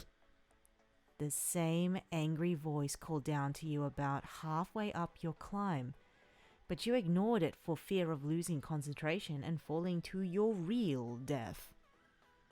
With heavy breath and tired arms, you finally climbed out of the well and promptly flopped onto the ground, only to be met with a very real and very sharp sword to your neck. You gasped and stilled before looking up the hilt of the sword to see who it was attached to, and were met with piercing, almost glowing, red eyes. That wasn't normal. I'll ask again. Who the fuck are you? The nameless voice repeated. His crimson cloak sung in the wind with fur that's lined across around his neck and strong-looking shoulders. A burst of blonde hair like an explosion sat atop his head, but you were too busy focusing on the sword to get a much better look at the moment. Where am I? Who are you? You asked hesitantly while your peripheral vision took in the surroundings of a dense forest of unfamiliar trees and plants. This was definitely not your backyard anymore. I ask the questions. The man grit out while looming over you. If he was trying to look intimidating, he excelled at that feat. Sorry? You squeaked. Don't pester the guy with the sword, you thought to yourself. I'm Traveler. The sun overhead cast a dark shadow over his face, but you could tell he was looking at you strangely. What village do you come from? Don't recognize the clothes. They're weird. Now it was your turn to look even more confused than you already were. Village? I'm not from a village. Panic of a completely different sort settled in your stomach like a stone weight. Something was horribly wrong here. Maybe it was a confused look on your face, but something made the strange man finally lower his sword, though he didn't bother sheathing it, and instead bent down to your eye level. Oh no, he was handsome, and very strong looking, and was wearing some weird cosplay gear. Had you wandered into a LARP session? Suddenly he leaned in closer, very close, and sniffed you, nose twitching curiously on his face, but you didn't dare push him away with the sword still close by. Pulling back, he sneered as if stung by something offensive. You smell unfamiliar, he said slowly while eyeing you with intense suspicion. Okay, look, I was just with my friends and I sat on my well and leaned back too far like an idiot and fell, and I thought I was dead, but I woke up at the bottom of this well and I'm definitely not at home and... Shut up! He snapped. causing your teeth to clack shut. Standing up, he looked around before walking the perimeter of the well with careful precision, as if looking for something only he could see. When he reached your eye line again, he looked surprised, as realization lit up in his oddly crimson eyes. Shit. This is... Carefully and cautiously you stood up as well, while attempting to uselessly dust off your pants of soil and moss. Ah, just great. You mumbled. The strange man came back around to stand in front of you, posture rigid and ready to react at any given moment.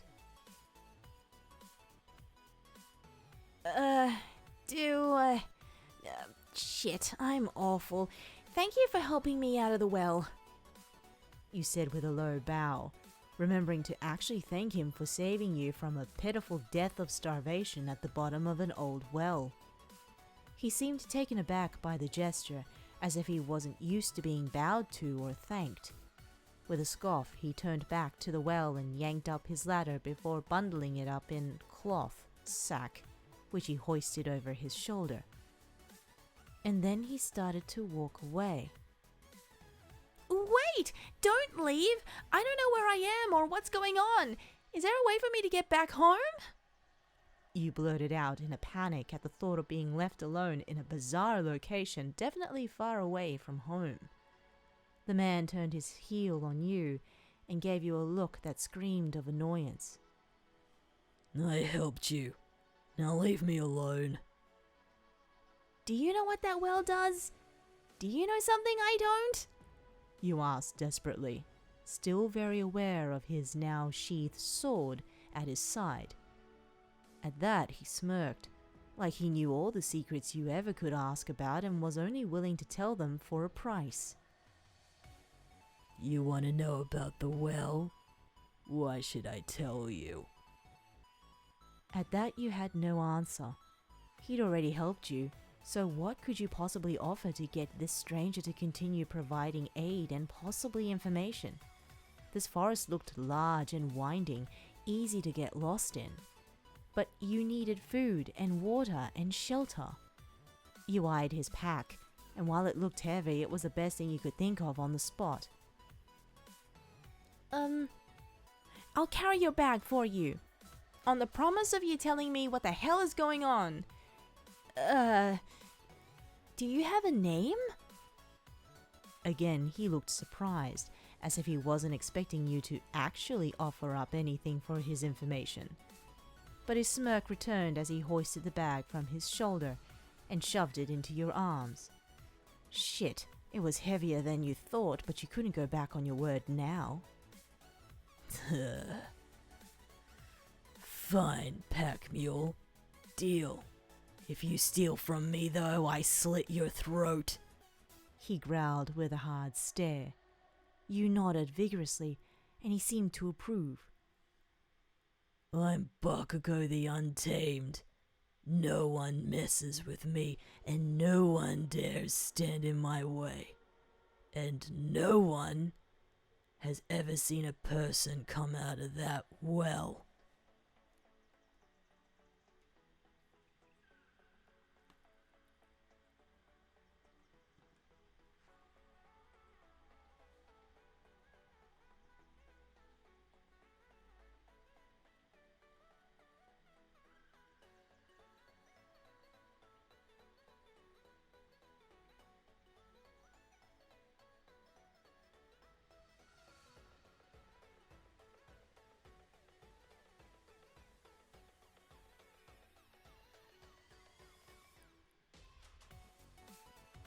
The sun beat down mercilessly despite the dense shade cast by the canopy of almost impossibly tall trees surrounding you as your steps crunched atop fallen leaves and cracked branches on the dry forest floor, while carrying a heavy pack across your shoulder. The strange man called Bakugou walked tirelessly in front of you, only bothering to slow down with a sneer when you called out that he was going too fast. You're so slow. I could probably move faster and carry my bag faster than you. He bit out over his shoulder, face mostly obscured by the feathery fur lining atop of his cape.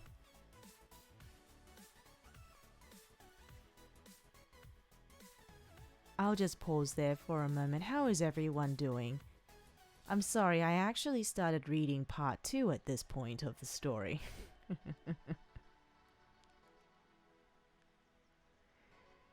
Well, I could continue on with part 2 to see how we go.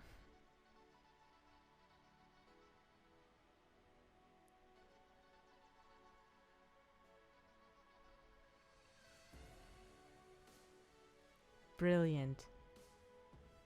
Okay, I will continue on with part 2, only because I did really like this read when I was doing a dry read before. I shall continue on.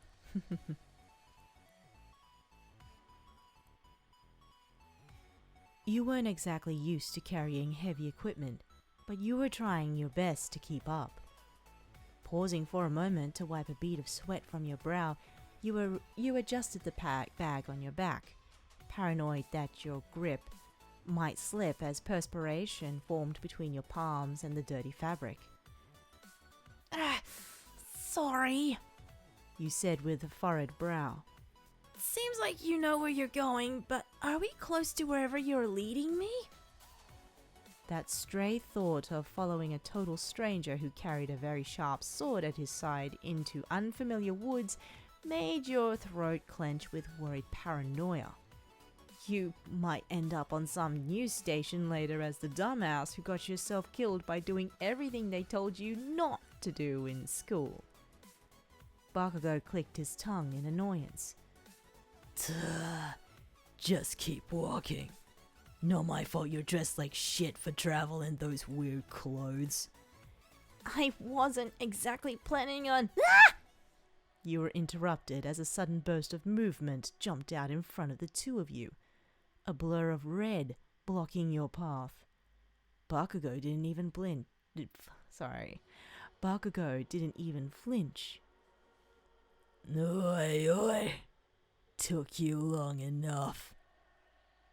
And that's when you screamed. Without hesitation, you dropped his bag and turned around, nearly tripping over a fallen tree trunk in the process before hastily hiding behind another tree.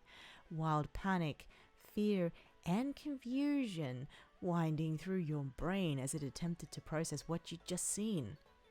A low and guttural roar made you flinch. This couldn't be real. It wasn't real. There's no way. No way. Hey, pack mule, get the hell back here, Bakugou demanded. But your fear of trying to comprehend the impossible overshadowed your fear of the wild man with the sword. A bizarre noise echoed in the forest for a moment before you heard a new, unfamiliar voice. Bakugou, sorry, I got distracted on the way back. Was that a person following you? Oh man, did I scare him? Hey you! It's okay, I'm not— Shut up, you moron. All you could hear now was bickering back and forth between Bakugou and this new person, but you remained still behind the thick tree. Maybe this was a dream. A very weird lucid dream. The sound of dry brush under heavy boots caught your attention as Bakugou rounded the tree to stare at you with agitation and a quirked brow. Coward. Dragon folk ain't as scary as people think. At least not Kirishima. He just looks tough when he wants to or I tell him to. Hey, you hear me? The shocked look on your face must have confused him, as if his explanation was routine and nothing out of the ordinary. Dragon? Was all you managed to say at his confirmation that you weren't crazy. Did I stutter, pack mule? Come on, I don't have all day. With that, he grabbed you by the wrist and dragged you out from behind the tree. His hand was warm and sweaty, warmer than you thought was healthier. Honestly. You expected to see the large red dragon from a few minutes ago, but Instead, a man with spiky red hair and similar clothing to Bakugou stood with wide, curious eyes.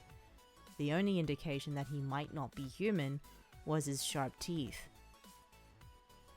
They're dressed weird.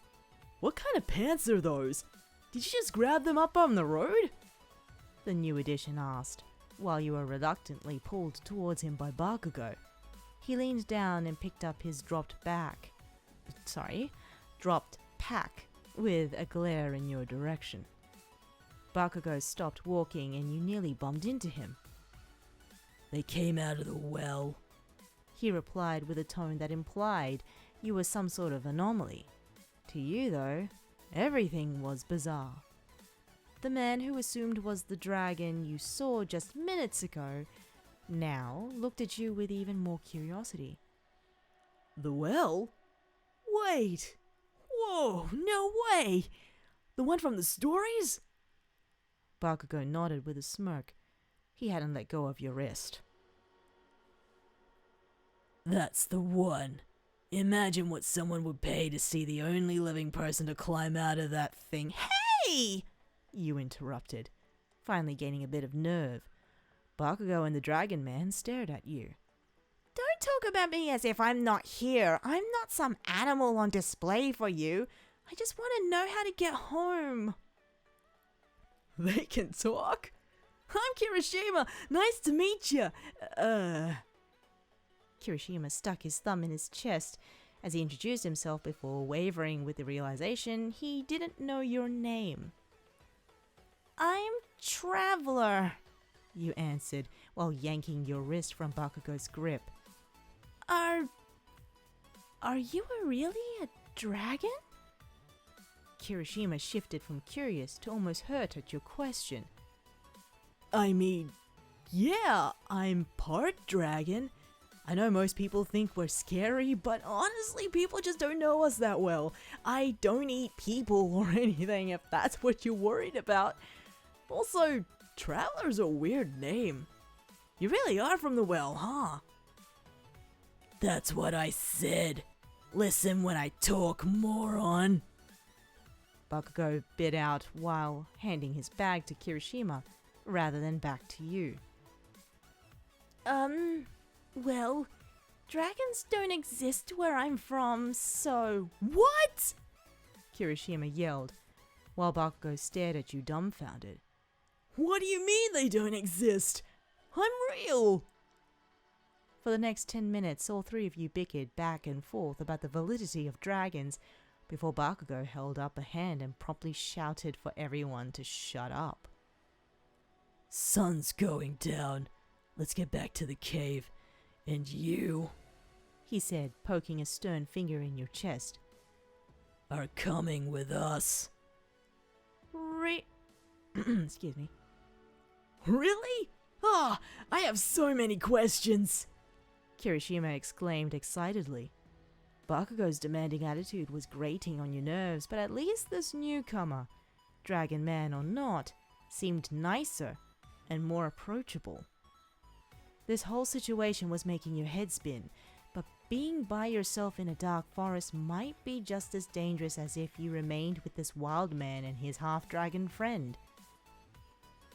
If I follow you, can you finally tell me about this whole well thing? He eyed you carefully and you swore his smoldering crimson eyes could see right through you. Maybe he felt sorry for your situation, or he'd feel guilty if you wandered off on your own and got into trouble. Or maybe he was just as selfish as he appeared and only wanted you to gather information and possibly showcase you like a trapped animal in a zoo for a bit of money. His strong-jawed face gave nothing away as he turned around to continue walking with a lingering stare over his shoulder. As long as you can keep up, outsider. Bakugou was, indeed, right about darkness coming on soon. It descended far more quickly than it did at your own home, and a chill that sunk right through your skin into your bones tagged along with it. The weather back home was warmer as well, so you weren't dressed for being outside at night either. Without the bag in your hands, you rubbed your arms and blew warm air into your palms in an attempt to stave off the sudden cold, but it did little good. In addition, because you lived far out from the city, you were used to the darkness, but here without any artificial light at all, the night seemed more menacing.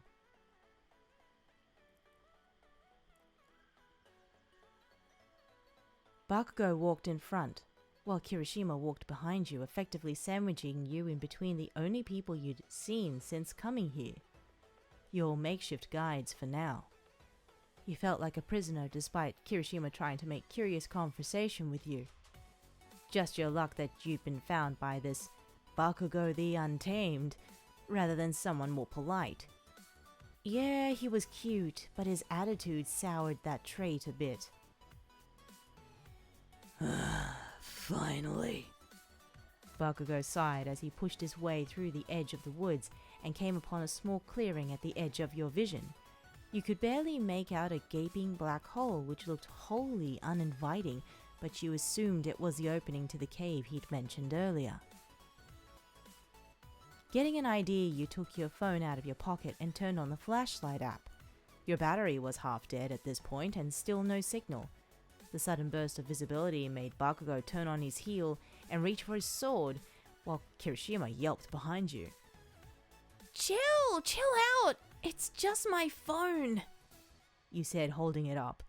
Both of your companions looked at you with the same level of confusion you'd probably shown when Bakugou mentioned dragon folk. Magic?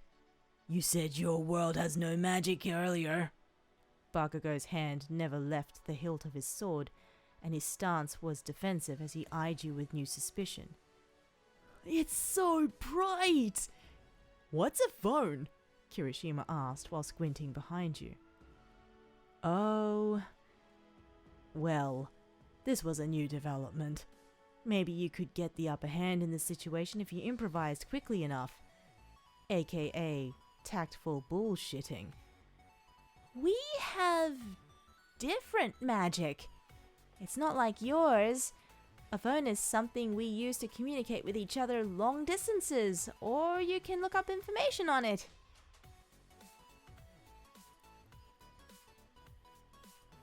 How does it make light?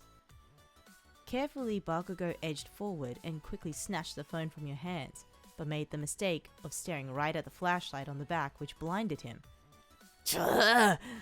He dropped the phone in favor of rubbing his now dilated eyes, not used to such bright artificial light. Bending down, you picked up your phone and couldn't help but laugh for the first time since being here. Kirishima had noticed Bakugou's reaction, decided to keep his distance from the device, but still eyed it with his now familiar curiosity. Is that the cave up ahead?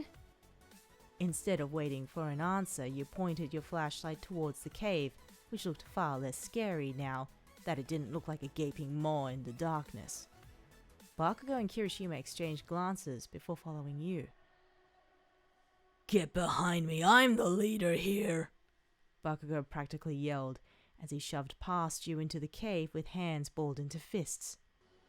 To your relief, the cave didn't go that far back, since the idea of something hiding deep inside a long and winding darkness would have surely prevented any sleep, despite how exhausted you felt.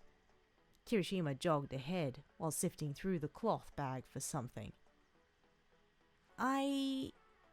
Excuse me. I only got enough food for 2 people. Should I go out and get more? You heard Kirishima ask his companion. The mention of food sent your stomach rumbling. You hadn't eaten since arriving here. Bakugou glanced your way, possibly seeing your eyes light up at the mention of dinner, and gave Kirishima a small nod before taking the bag as the redhead jogged past you. Be back soon! Now it was just you and Bakugou again.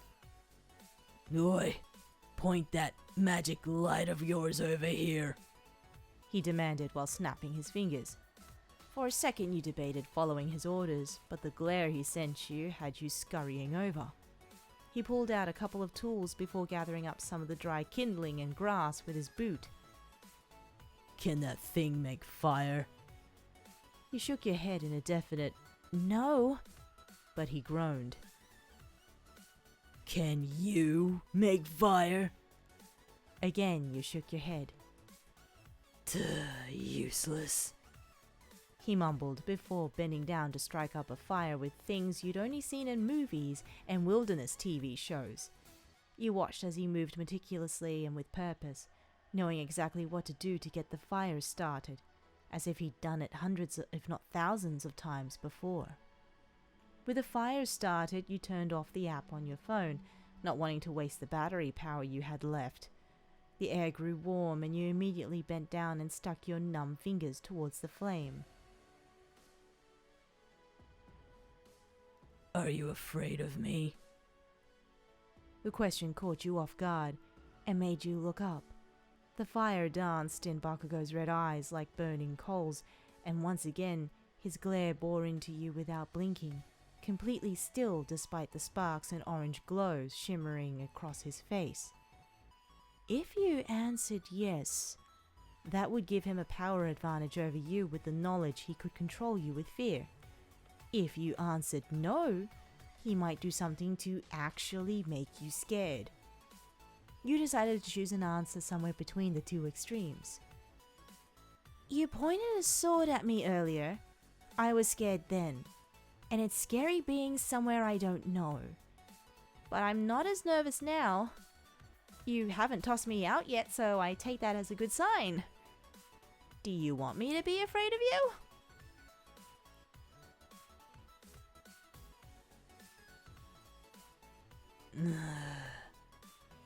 People fear me with the knowledge I'm friends with dragons, and no one can best me in a fight, he said, still never taking his eyes off you. They were so captivating you had to pull your hands back from the fire to keep from burning yourself by accident. That didn't answer my question. But alright, you responded. Maybe he just assumed everyone cowered in fear of Bakugou the Untamed, and was thrown off by someone who hadn't begged for their life. You did sort of rescue me, so maybe that makes me trust you just a bit. And I don't know about your past or what you've done, so all I can judge you is on what I see. You shrugged, hoping the answer was at least mildly appropriate. Bakugou remained quiet as you warmed yourself by the fire.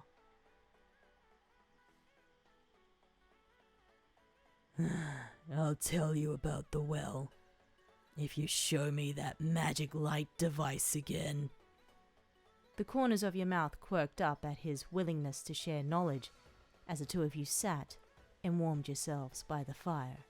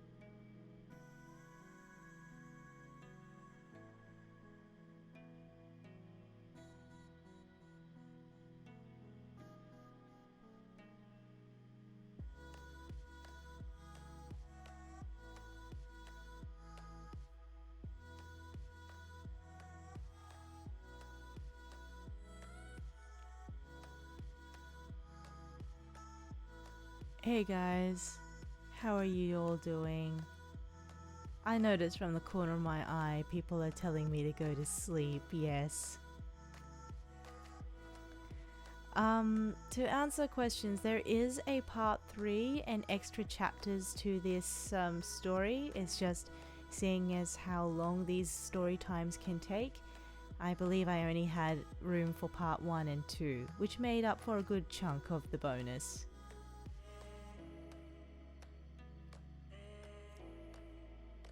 I did see, and like I said, I did see from the peripheral of my eyes that people have been telling me to go to sleep, and that was 20 minutes ago. I really should, though.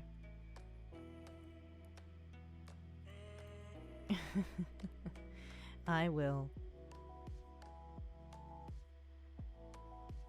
Don't worry, I will get some bedtime. But I would like to say, for those who are able to join me, thank you so much. Again, I just thought that I wanted to put a live stream together. One, because I haven't done a story time in a long time now. But two, because of these times where everyone is practicing social distancing, I thought to just provide something. I don't know if many of you have school or online schools or whatnot, but I hope that you enjoy this. And also, I do apologize for all of the lag that happened throughout this night.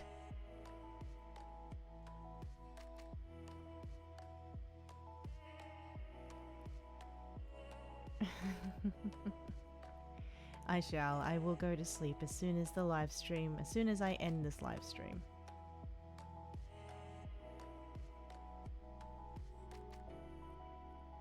This is okay. For anyone who has missed this live stream, it will be posted and available to watch on my channel when it's ready to go. Yes, I know. I will sleep. I will sleep. I will sleep. At the very least, I'd like to say good night and goodbye. Could I post the other chapters in videos? I probably will.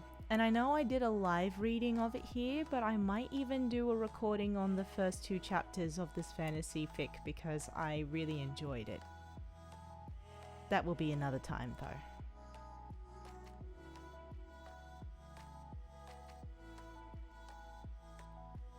For everyone, you are very welcome.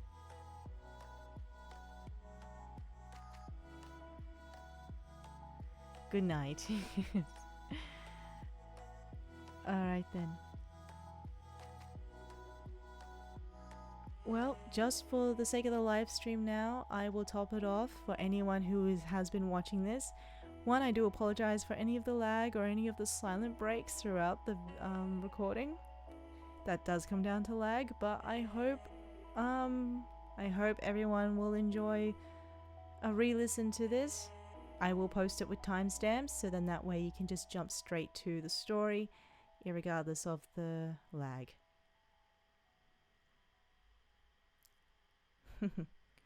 Thank you. Everyone, take care. Have a good day where you are. Have a good night where you are. I shall go to sleep.